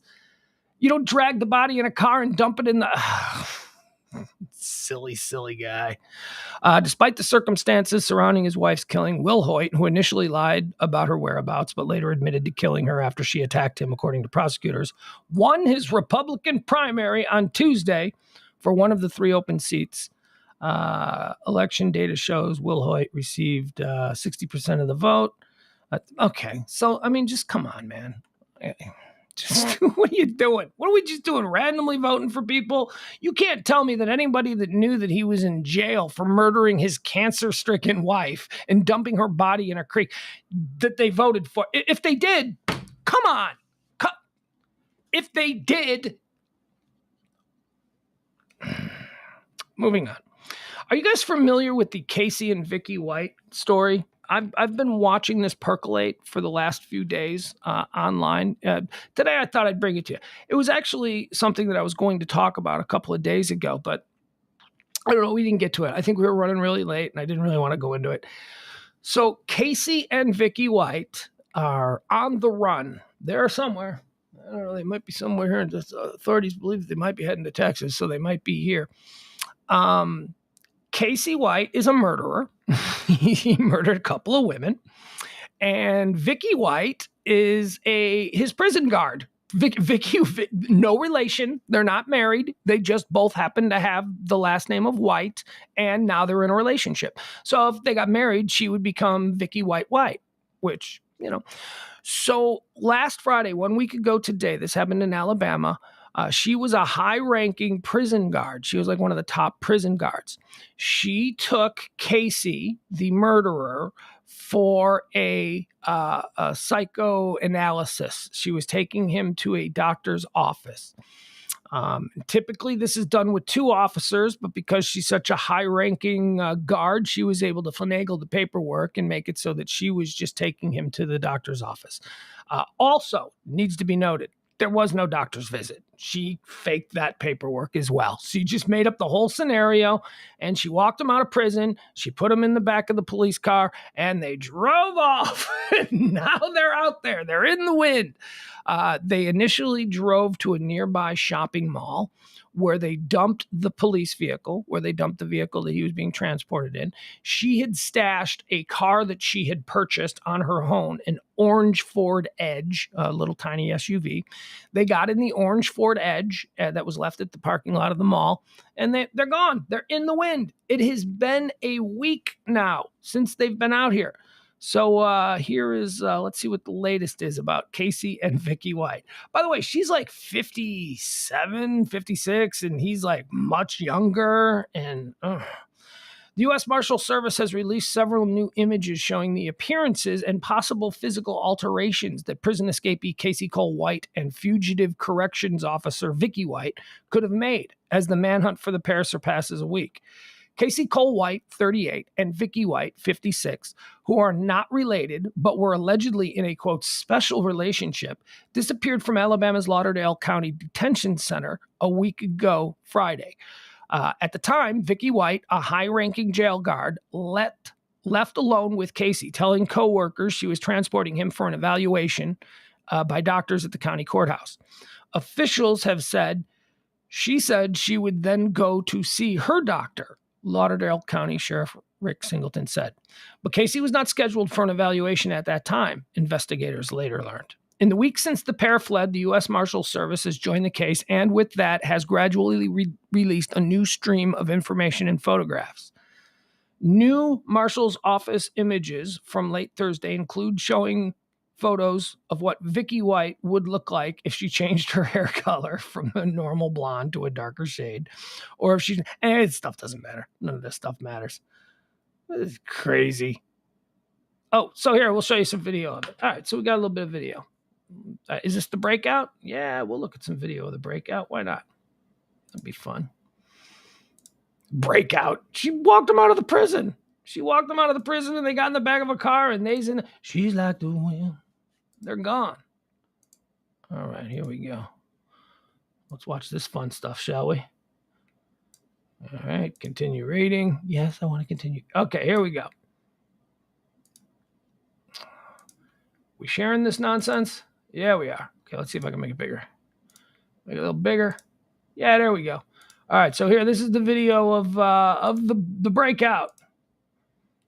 All right. There's the police cruiser or whatever it is she was transporting him in, pulling up to the back of the jail. How long is this? Minute 19. We're going to watch a doorway in a prison for what? A minute of this minute 19? Speed it up, people. Speed it up.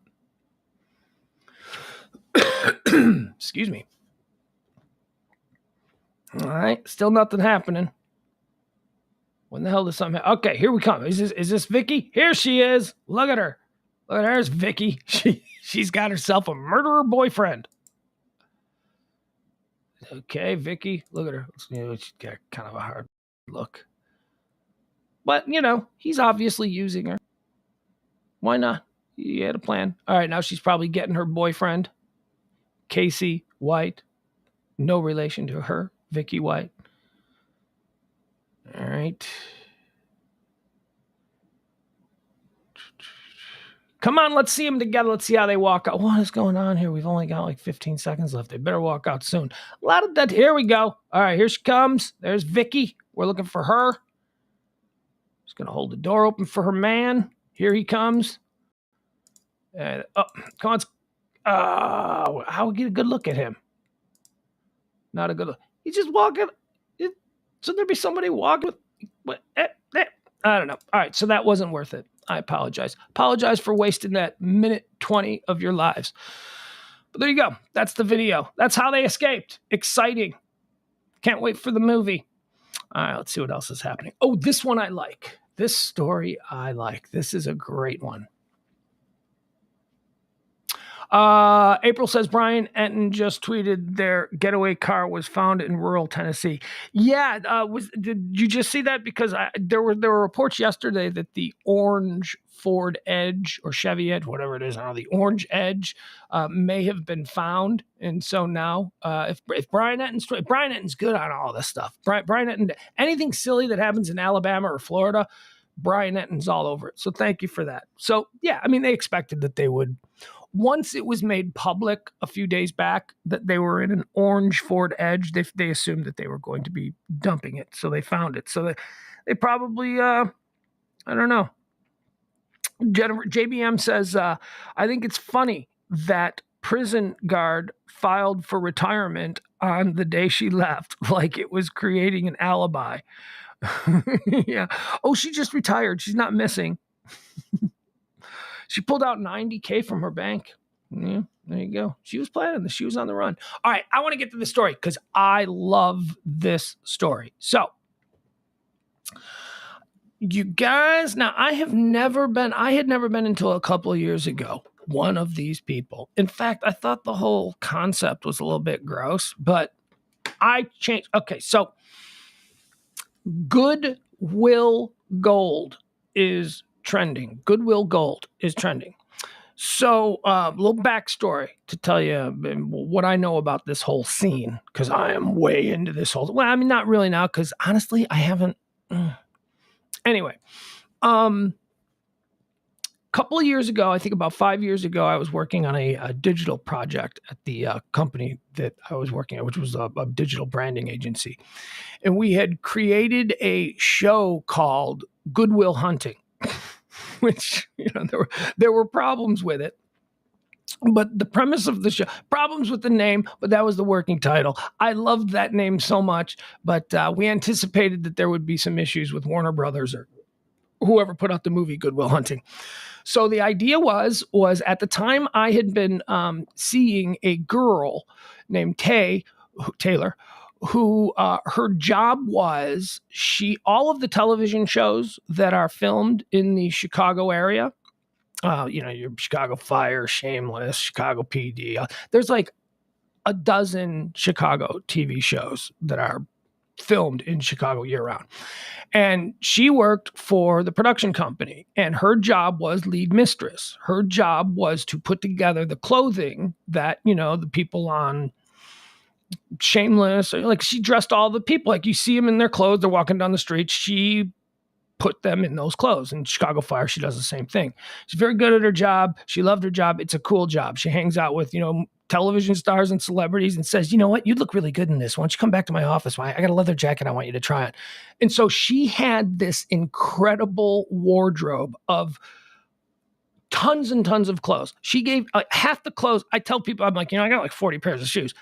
They all came from her. She used to just bring a garbage bag. She'd be like, here's like 20 pairs of shoes. I'm like, oh, wow. So one of her hobbies, she gets first run stuff from designers and all that stuff. That makes up a part of her wardrobe that she uses to dress all of these actors and stuff. But she also is a voracious thrift store shopper. Like in her place, she has been for years, she has been going to thrift shops like Goodwill stores and all that stuff. And by the way, she gets to expense everything. So she can go into a Goodwill and spend like $300 on clothes that she thinks will look good on actors and TV shows. And then the production company pays her back completely. And if it doesn't ever make it on TV, or if it doesn't ever make it into the giant wardrobe, she just keeps it and then gives it to me, stuff like that. So she did this thing. She would go around every place that she would work. She would go and she would clean out all of the Goodwill stores and all the thrift stores of their cashmere sweaters. Like, it didn't matter. Any kind of cashmere sweater. Like, and they sell for like $5. Like, she would be like, do you have any idea how expensive this material was? So she had garbage bags and garbage bags filled with cashmere sweaters, men's sweaters, women's sweaters, tiny little smalls to extra large, whatever. Didn't matter. Multiple colors. She made a comforter on her bed out of all of these cashmere sweaters. I would have stayed in that relationship, far longer just because of that damn blanket. It was the most magical comforter that I've ever. It was so snuggly and so warm. Anyway, you can find really good shit at the Goodwill store. You can find they don't know. The people at the Goodwill store, they don't know what they have. They make best guesses on some things, but they have no idea about one-of-a-kind limited designer shirts. So one of the tricks that she said was, find the Goodwill store closest to the wealthiest neighborhood in your area. That Goodwill store I have a Tom Ford suit that is probably a $5,000-$6,000 suit that she just gave me for free. She bought it at a Goodwill store for like $15. She's like, look at this, a black Tom Ford. I got it for $15. I think it'll fit you. It doesn't fit me, but it's my aspirational suit. I got to lose about 20 pounds. And someday I'm going to fit into that classic black Tom Ford suit that is hanging right now in my closet. It's why I'm running every day. I will fit into that $15 Tom Ford suit that would cost $6,000 when it was first put. $10,000 maybe. She's like, this is a really rare suit. Okay, so here's something that happened at a Goodwill in Austin. Goodwill sold a bust for $34.99. A bust. It was like a white, the kind of things you'll see out in people's gardens, like gnome gardens and stuff like that. It was a bust of like, I don't know, it looked like some kind of Roman emperor or something. And some woman went to the Goodwill and she was just looking for knickknacks and stuff. And she saw this bust. How big was it? It was a big one. It was heavy too. It was, where is it? I don't know. All right, I'll read you the story. Laura Young was browsing through a Goodwill store in Austin, Texas in 2018 when she found a bust for sale. It was resting on the floor under a table and had a yellow price tag slapped on its cheek, $34.99. She liked it. She bought it. Turns out it wasn't just any other heavy stone curio suitable for plunking in the garden. It was an actual Roman bust from the 1st century BC. God, you found this. She found a priceless Roman artifact from the 1st century BC, and Goodwill just slapped a $34 price. Look, this is stupid. This is probably that's probably plaster of Paris. No, turns out it was carved from like real. Turns out it wasn't just another heavy curio, blah, blah, blah, from the 1st century BC, which had been part of so it was originally it was part of Roman Empire. But in more recent times, it had been a part of a Bavarian king's art collection from the 19th century until it was looted by American GIs during World War II. How it got to Texas remains a mystery, but the most likely path suggests that it was taken by an American soldier after the Bavarian king's villa in Germany was bombed by Allied forces.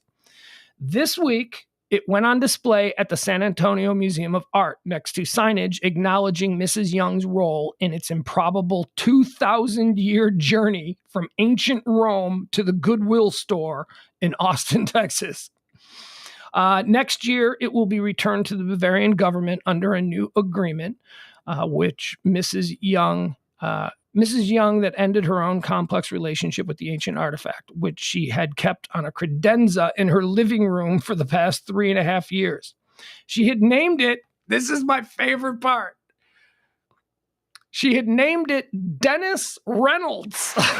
She has this priceless 2,000-year-old ancient Roman bust, and she names it Dennis Reynolds after Dennis Reynolds on It's Always Sunny in Philadelphia. That is hysterical. I love it. She had named it Dennis Reynolds after a character from the comedy series It's Always Sunny in Philadelphia. Like that vain and narcissistic cad, the 52-pound marble Dennis Reynolds is very narcissistic, and he's probably a serial killer, but we don't know. The 52-pound marble bust was a very difficult, cold, aloof, emotionless man that caused some problems for me, Mrs. Young said. When Mrs. Young, a dealer of antique and vintage goods, first spotted the bust, as reported by KUT in Austin and the art newspaper, she knew it was probably valuable. I got it outside in the light, she said. He had chips on the base. He had clear repairs. He looks old, and I've been to museums. I've seen Roman portrait heads before. She did a Google image search for Roman bust and realized they look a lot like my guy, Dennis Reynolds. After taking the bust home, strapped in a seatbelt in the front seat of her car, she contacted 2 auction houses.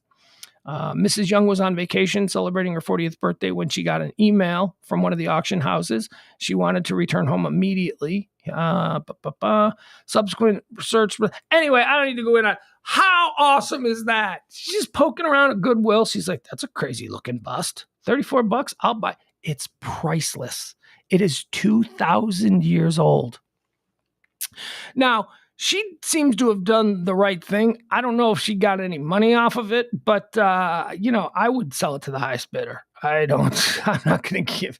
Although I guess there's a law. I guess because we took a whole bunch of really cool artifacts after World War II. And like it says here, we made a deal with Germany to return some of the stuff. But didn't they steal it? I don't care how some 18th century Bavarian king, he had it. Who did he steal it from? Because this thing goes back 2,000 years from him. Anyway, very cool. So Goodwill Gold. Priceless ancient Roman bust sells for $34. Okay, what else do we have happening here? Magic Johnson and the Denver Broncos are trending. Magic Johnson and the Denver Broncos are trending. Magic Johnson has joined a group that is in competition with Kanye West and Antonio Brown. And they're not in competition to buy the Denver Broncos. No matter what you hear, no matter what Kanye West and Antonio Brown shouts from the mountaintops, they are not serious contenders to take over the Denver Broncos. There is no way in hell the NFL owners will allow Kanye West to come and be a part of their extremely exclusive club. It's hard to buy a team, whether it's baseball, football. I think maybe the NBA might be the easiest. I don't know. But Mark Cuban has been trying to buy a baseball team and an NFL team for years, and he keeps getting shot down. The baseball owners don't want him in there. Imagine the NFL football owners. Imagine Jerry Jones, Virginia Hallis, like 96-year-old Virginia Hallis. Imagine these people sitting around a table with listening to Kanye and going, yeah, he'll be good for us. He'll totally fit right in. However, the group that Magic Johnson is a part of, Magic Johnson, that's a big ad for the part that he joined. Magic Johnson joins bid to buy Denver Broncos. Kanye West and Antonio Brown have some competition. No, they don't. They're not in it. They're not in it. This is a publicity stunt for them. Because Lakers legend Magic Johnson is joining a bid to purchase the Denver Broncos. The Hall of Fame Hooper is hopping on Philadelphia 76ers co-owner Josh Harris's offer to purchase the NFL team. Of course, superstar Antonio Brown previously told TMZ Sports that he and Kanye are extremely serious about taking over the team. No, I bet you are extremely serious, but you're also extremely dumb. With that being said, the Broncos are currently valued at close to $4 billion, and when it's all said and done, the sale is expected to be the biggest in sports history until the next NFL team comes up for sale, and then that one will be the biggest in sports history. Johnson has become a business mogul following his incredible career with the purple and gold. He's invested in the Dodgers. Yeah, he was one of the owners of the Dodgers. Dodgers, Lakers, Sparks, and LAFC, as well as Starbucks, Burger King, Square, Cameo, 24-Hour Fitness, and many more profitable investments. Magic's involvement in the Broncos ownership would be a step in the right direction for the NFL, which has a serious issue with diversity among NFL owners. Now, Forbes reports that Kanye has a net worth of around $1.8 billion. But Josh Harris is the guy that Magic Johnson joined. But Harris is reportedly worth around $5.6 billion.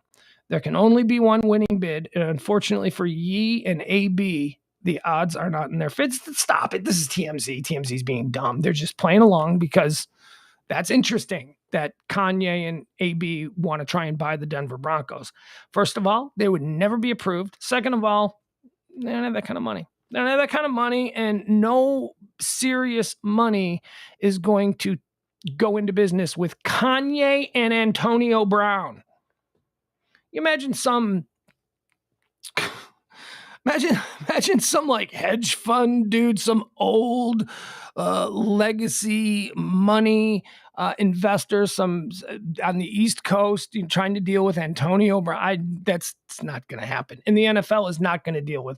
Antonio Brown is basically like banned for life, right? For being an idiot. You really think that his association with you and trying to buy a team and circumvent whatever disciplinary issues the league currently has with Antonio, you think that's going to work? God, these people are so stupid. They're so stupid. All right. Someone named Kevin Samuels is trending. I don't know who Kevin Samuels is, but Kevin Samuels is apparently an influencer on Instagram and on YouTube, and he hates women, and he says things like, women over 35 who aren't married are leftovers. He's he's a provocateur. Well, he's dead. He's dead. Kevin Samuels, polarizing influencer who gave relationship advice, has died. He's dead.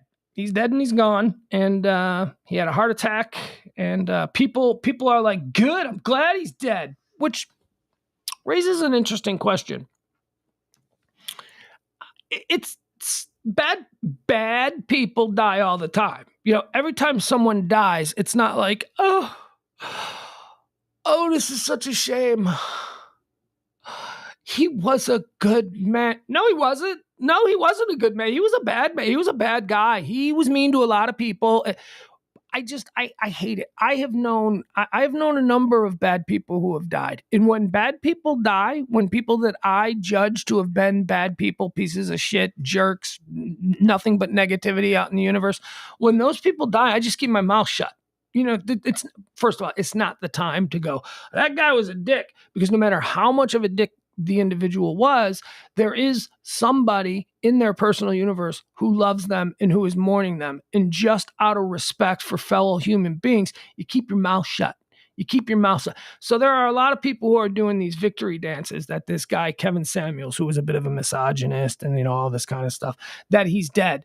And so now there's a big debate raging under the hashtag Kevin Samuels about, well, why are you saying that? He's dead. Well, honestly, bad people die all the time. I just keep your mouth shut about it. There's no reason to be celebrating someone's passing. However, don't be phony about it. Don't be like, oh, it's sad. It's not sad. It's not sad for a lot of people. Bullies die all the time. Criminals die all the time. People who are abusive die all the time. It's like I always say, just because a dude is in a wheelchair doesn't mean he's a nice guy. I mean, there are assholes who are in wheelchairs. And just because they're in a wheelchair, you don't have to be like, oh, he's so sweet and what a terrible thing. Shut up. That guy's a jerk. That guy's like a total a-hole. People are varied. And as I say, bad, stupid, awful people pass away all the time. And it seems like maybe this Kevin Samuels guy was an awful person and he's dead. And some people are celebrating that. And he's trending because people are like, where are you? And I'm kind of with that group because if you don't like somebody, if you think somebody's an a-hole and they're dead, keep your mouth shut. You know who doesn't keep their mouth shut? Other bad people. You're a bad person because you are failing to recognize that there are people who have different experiences with him than you, and your celebration of this person's passing is being an asshole type thing to people who don't have any connection to you whatsoever and that you shouldn't have any malice against. So just keep your mouth shut. If an asshole dies, just keep your mouth shut. But yeah, assholes do die all the time. Not everybody who dies was a prince of a man. No, not true. Texas heat wave is trending. Gonna have a heat wave. Let's check the latest. Mother Nature cooks up a historic heat wave for Mother's Day weekend. All right, so this is apparently, they're saying like San Angelo, Texas could reach 105 to 105 plus this weekend. We're not really looking at that in Dallas. I mean, it's going to be a little bit hot. Let's see what we got here. So today, Friday, the high is going to be 86, according to AccuWeather. The high tomorrow here in Dallas, Saturday, is going to be 92, with a low of 75. That's nice. That's a nice swing. That's summer. That's like 4th of July in Chicago. That's a Midwestern that's a perfect Midwestern 4th of July. Tomorrow, Saturday, is going to be mostly sunny, 91 degrees with a low of 75. Sunday, it's going to go up to 95 here. It's going to be 95 degrees. That's all right. And then Monday, 93 with thunderstorms. Oh, man, 93 degrees with thunderstorms. Tornadoes. I'm just telling you, when it's that hot, when the air is that hot, and then it comes and cools down with thunderstorms, that's where you start getting rotation. That's what's going to happen. So, yeah, we're looking at 86, 92, 95, 93, 93, 93. Next Thursday, 96. Next Friday, 97. Next Saturday, 95. And then, hey, Mother's... hold on a second. Okay, it does. So it's going to be hot, but it's not. We're not going to be into the hundreds. Hold on.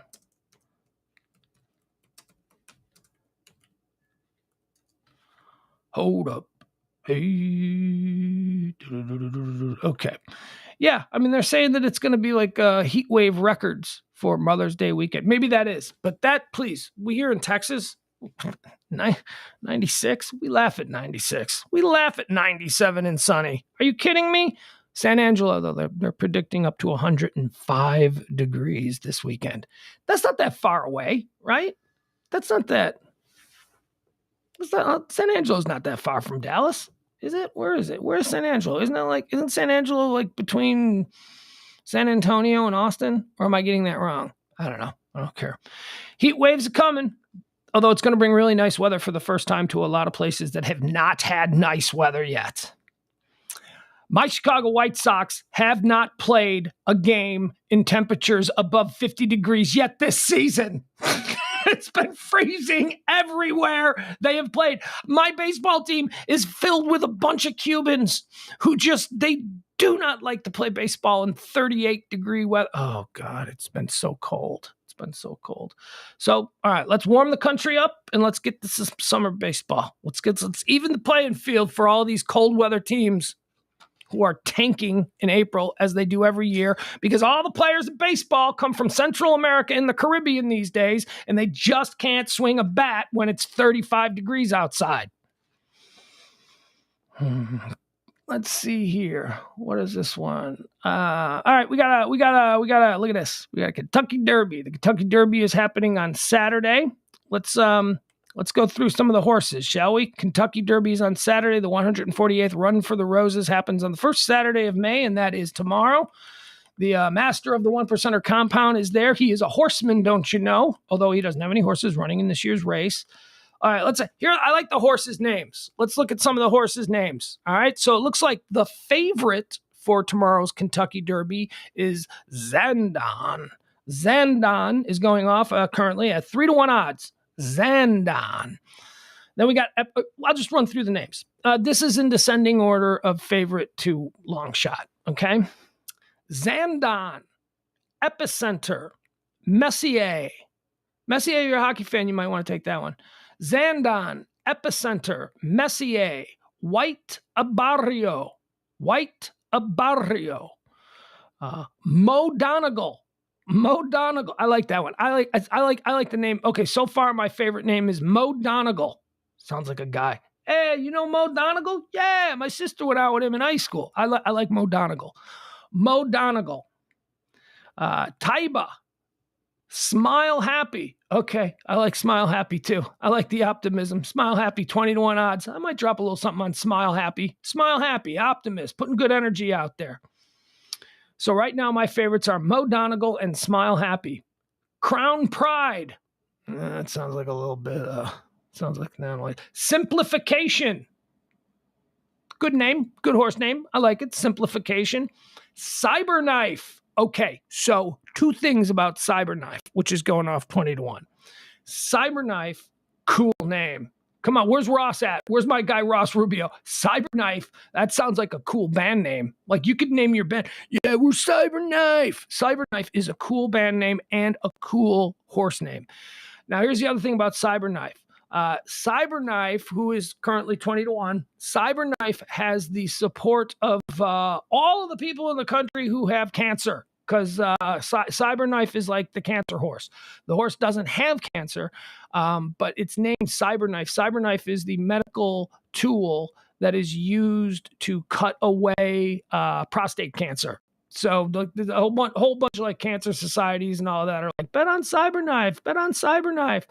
And the owner of Cyberknife named the horse Cyberknife because his life was saved. His prostate surgery or colon surgery, I'm not sure which it is, but his life was saved by the use of the Cyberknife technology. And so now he named the horse Cyberknife. I still like Mo Donegal and Smile Happy, but you know, if you've got someone in your life struggling or battling cancer, you might want to pull for Cyberknife because it's all the cancer people are for that.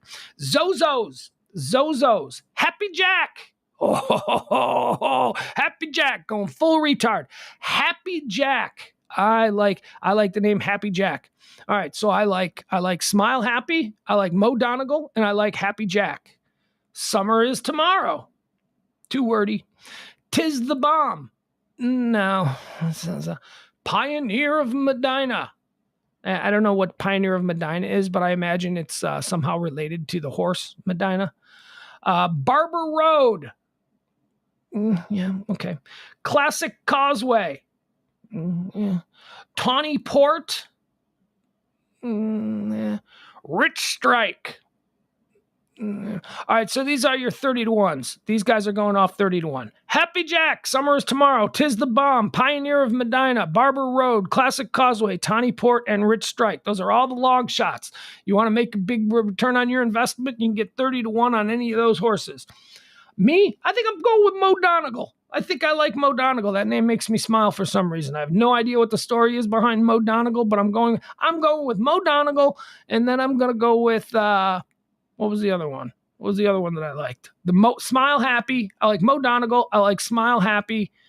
I like, Charge It. I didn't mention Charge It. I like Charge It. I like Charge It because it reminds me of there was an SNL skit with I don't know who's that. Who's the SNL girl with the big toothy face? She's cute, but what was her name? I can't remember. There was this great bit with Seth MacFarlane when he hosted, where Seth MacFarlane was hosting a puppetry class, and Bill Hader played like a broken and damaged war veteran who was working through his therapy with a puppet, and the puppet just told really dark, scary stories. And then this girl I'm trying to think of, she was also in the puppet class, and she was kind of like like a modern, young, stupid girl who's always buried into her cell phone. And her puppet had a catchphrase, and the catchphrase was "Charge it, charge it, charge it," so that makes me laugh. But I'm still liking Cyberknife, Smile Happy, and Mo Donegal. There you go. So that's what's happening Saturday.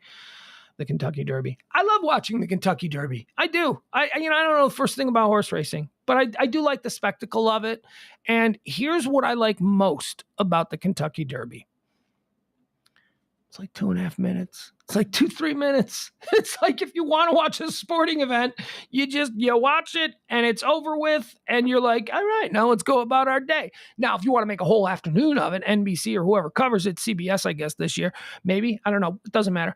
Whoever covers it, they'll do a whole 5-hour presentation where it's like, and then that's really silly because like the pregame is like 4 hours, and then the postgame is like an hour and a half. Post race, I guess, it's like an hour and a half, and then the actual event is like 3 minutes. It's like at worst, it's 3 minutes. It's cool. Anyway, I love what horses are beautiful. I like the colors. I like the silly names. All right, so that's happening on Saturday. But on Sunday, baby, on Sunday, been waiting on this. Very excited. F1, Formula One is back.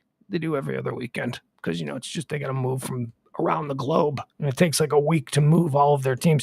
F1 is coming to Miami. That's right, the Miami Grand Prix at the Miami International Autodrome, which is a temporary race car circuit that has been built and set up around the Hard Rock Casino in Miami Gardens, Florida.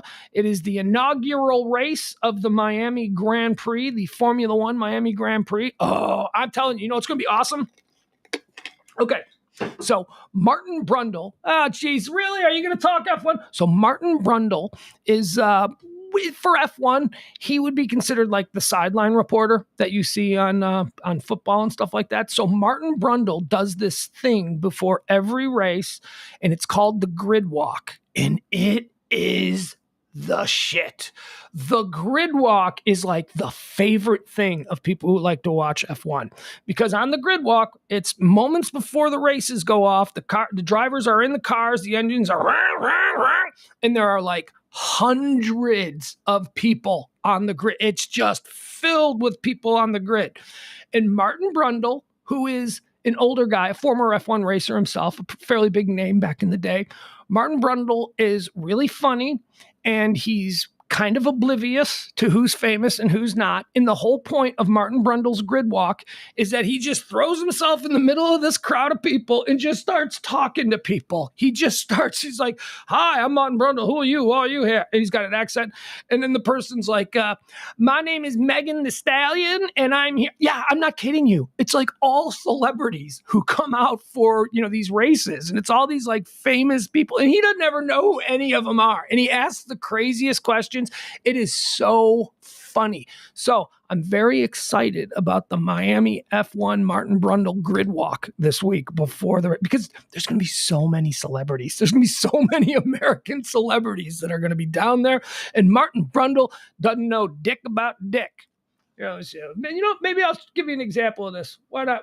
I'm telling you, it's fun. You don't even have to enjoy it. It's not even about the sport. It's about just people interviewing celebrities who don't know who these celebrities are. And you're watching it going, how do you not know who Leonardo DiCaprio is? What is wrong with you? So have you been in, what movies have I seen you in? What have you done? Hold on. Let's pull this up. All right. Yeah, this is just, let's see what this is. All right, I'll give you. Okay, so there, I'll give you an example of what this is. And again, this is one of the reasons that this sport is becoming so popular, because it's not just about watching a car go around a track. It's about the circus. It's about the silliness of these people and how serious they take it.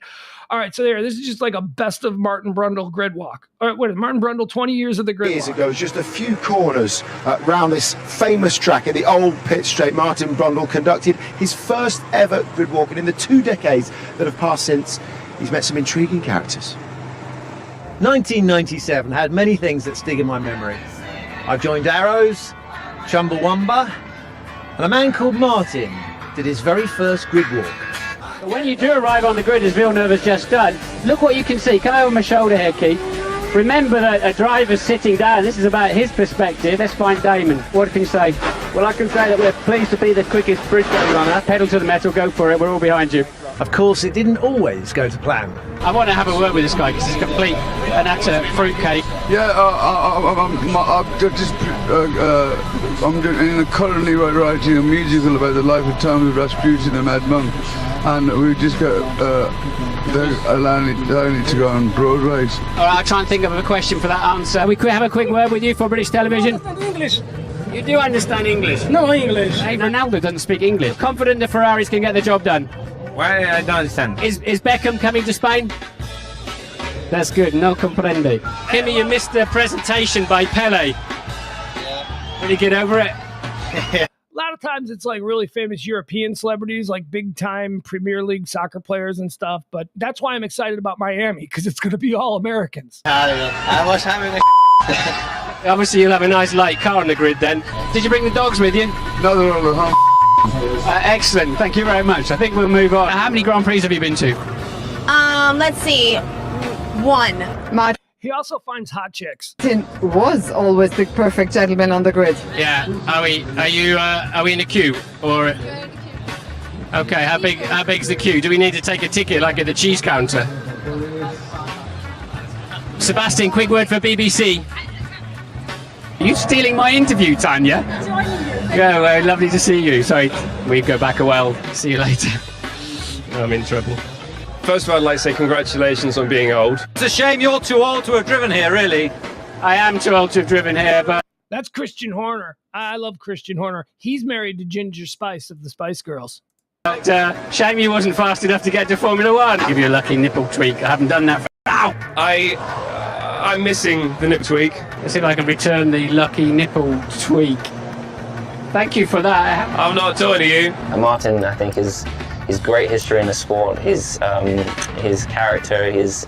All right, that's enough. Anyway, that's like one of the favorite things about the pregame for the F1 competitions is Martin Brundle's grid walk, and we are anticipating that this grid walk on Sunday is gonna be awesome because it's gonna be America. It's Miami. It's F1. It is the hottest ticket in town. They are. There was some story that was out like the most expensive party ever thrown is being thrown tomorrow night or something. Anyway, so it's going to be a bunch of hip hop guys, and Martin Brundle isn't going to know any of them. It's just going to be, who are you? All right, moving on. This was trending last night, and I pulled it and I saved it, and I thought this might be something fun that we could go through. It was was it best opener, best lines? Great. Okay, so. It was basically a thread that was filled with the greatest opening lines in rock and roll songs. All right, so you like the first line to a rock and roll song, and some of them were really great. So I wanted to share some of them with you. All right, so one of the ones that a lot of people loved, considered the greatest opening line in rock. Vanessa Bayer. That's right. Thank you, April Michelle. Charge it. That was her name. One of the best opening lines in the history of rock and roll. Well, it's 1 for the money, 2 for the show, 3 to get ready. Now go, cat, go. All right. Another one. Hello, darkness, my old friend. I've come to talk to you again. Of course, Sounds of Silence, Simon and Garfunkel. What was the hashtag? Oh, I lost the hashtag. Where is it? Okay, here we go. This is the end, my beautiful friend. This is the end, my only friend, the end. Of course, the end, the Doors. That's how that one opens up. There must be some kind of way out of here, said the Joker to the thief, Jimi Hendrix / Bob Dylan's All Along the Watchtower. Here's one that I like. This is one that I think is probably one of the coolest opening lines in rock and roll history. Please allow me to introduce myself. I'm a man of wealth and taste. I've been around for a long, long year, stole many a man's soul and faith. Of course, Sympathy for the Devil by the Rolling Stones. Jeremiah was a bullfrog. Also got a lot of votes as the best opening line in rock history. Let It Be by the Beatles. When I find myself in times of trouble, Mother Mary comes to me, speaking words of wisdom, let it be. Here's another one that I like, though. This is a good opening line to a song. Some people call me the space cowboy. Yeah, some call me the gangster of love. Some people call me Maurice because I speak of the pompatus of love. Steve Miller's The Joker. Oh, man. And this is we're going to end on this one. This is, in my opinion, the greatest opening line to a song ever. But also, I'm being a little bit biased. I think this is one of the most remarkably poetic and beautiful songs ever written. And of course, I am talking about Bruce Springsteen's Thunder Road. The screen door slams, Mary's dress waves. Like a vision, she dances across the porch as the radio plays. All right, there you have it. There's a whole bunch more. 25 greatest opening lines. Actually, I don't know if at 2:07 a day later, if these are still trending. So, but you could probably find them. Those hashtags will stick around for a while. All right. You know what another one is good? Hold on. I didn't see this one, but I thought this was a real good opening line. I want to make sure I double check it. That's it. Yeah. Okay. So I always thought this was a really cool opening line to a song. And it's Neil Young's Ohio about the Kent State. I love this opening line. The opening line to Ohio is, Tin soldiers and Nixon's coming. We're finally on our own. This summer, I hear the drumming, 4 dead in Ohio. Oh, I think that's a great one. It's not as good as Screen Door Slams, Mary's Just Waves. Like a vision, she dances across the porch as the radio plays. Roy Orbison's singing for the lonely. Hey, that's me and I want you. I could go on, but I won't. All right. Best opening lines in rock and roll history. And that's it. That's going to be it. Also, the last thing I guess would be that it's Mother's Day. So, you guys know me. I'm a big old mama's boy. I raised by a single mom. People say, yeah, women can't do that. Let me tell you something. I learned at a very early age that there ain't nothing that a man can do that a woman can't do. I know that you all have fantastic mothers, and I know that this is going to sound terrible when I say it, but all of your mothers suck compared to mine because I have the best mother on the planet. Unbelievable how awesome my mom is. And I hope that you also have that kind of experience with your mother. I hope that your mother's not a shrew, because, some of them are awful. But just if we're keeping score, I'm sorry to inform you that my mother is the greatest mother that has ever lived. So it's sad that I can't be around her on Mother's Day. She's 1,000 miles away, but I love her dearly. She knows that. We have each other's back no matter what, always. And I hope you have that same kind of relationship with your mother. All right, so have a good Mother's Day.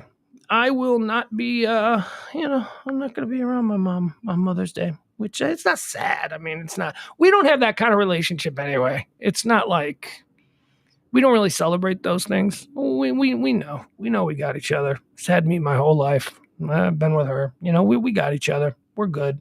At least I hope that's the case. Those are the words that someone who takes their world-class mother for granted. Nah, she's fine. She doesn't need me around. She knows. You know what? She's out. She's having a great life right now. She's enjoying it. It's well earned and a long time coming. I couldn't be happier for her. So I hope you have the same sort of feelings towards your mother as I do towards mine. And I proudly been saying it for years.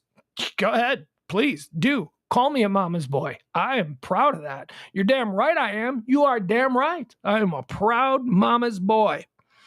So happy Mother's Day to all of your second place moms. And that's pretty much how it goes. My mom is in first place, but then, all of your moms are tied for second, because unless some of you have like really shitty moms. Adam says you had grandparents though. They helped a lot, I'm sure. Not that your mom did. What the fuck? Yes, I had wonderful grandparents. And I'm blessed. I had wonderful grandparents. What would compel you to feel that you needed to share that? That, yeah, your mom kind of sucks though, because she had that's Adam Reyna. That's why I love him. Oh, check this out. This is cool.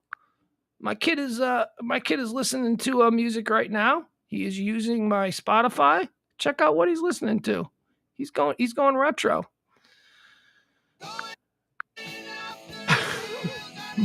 My 12-year-old is lifting weights to Ozzy today. Typically, it's some hip hop. All right, there you go. Oh, that's funny. Oh God, I can still hear them. They're still building the fence back there. Thank you all so much. We had a great week. If there are any major news events that break, I'll be jumping on. Still, haven't been a whole lot of that stuff. They say it's going to be hot. They say it's going to be sunny. They say it's going to be really the first taste of Full Metal summer that we're going to get around these parts. So it should be a good weekend. Then the thunderstorms come. What is it today? It is so nice to see the sun out because it has been gray the last couple of days. All right, we're out of here. Bye, everybody. Have a great weekend. Give your mom a great big hug from me. And, yeah, that's about it. Bye, everybody.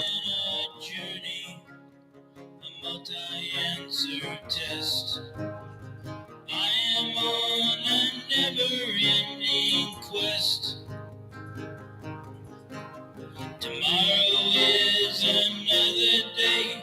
The best is yet to come. I have found a different way, so baffling to some. I have got an old guitar, that is all I need. I don't need no 401, I don't have the greed. Down the road I'll travel, far from the comfort nest. I am on a never-ending quest.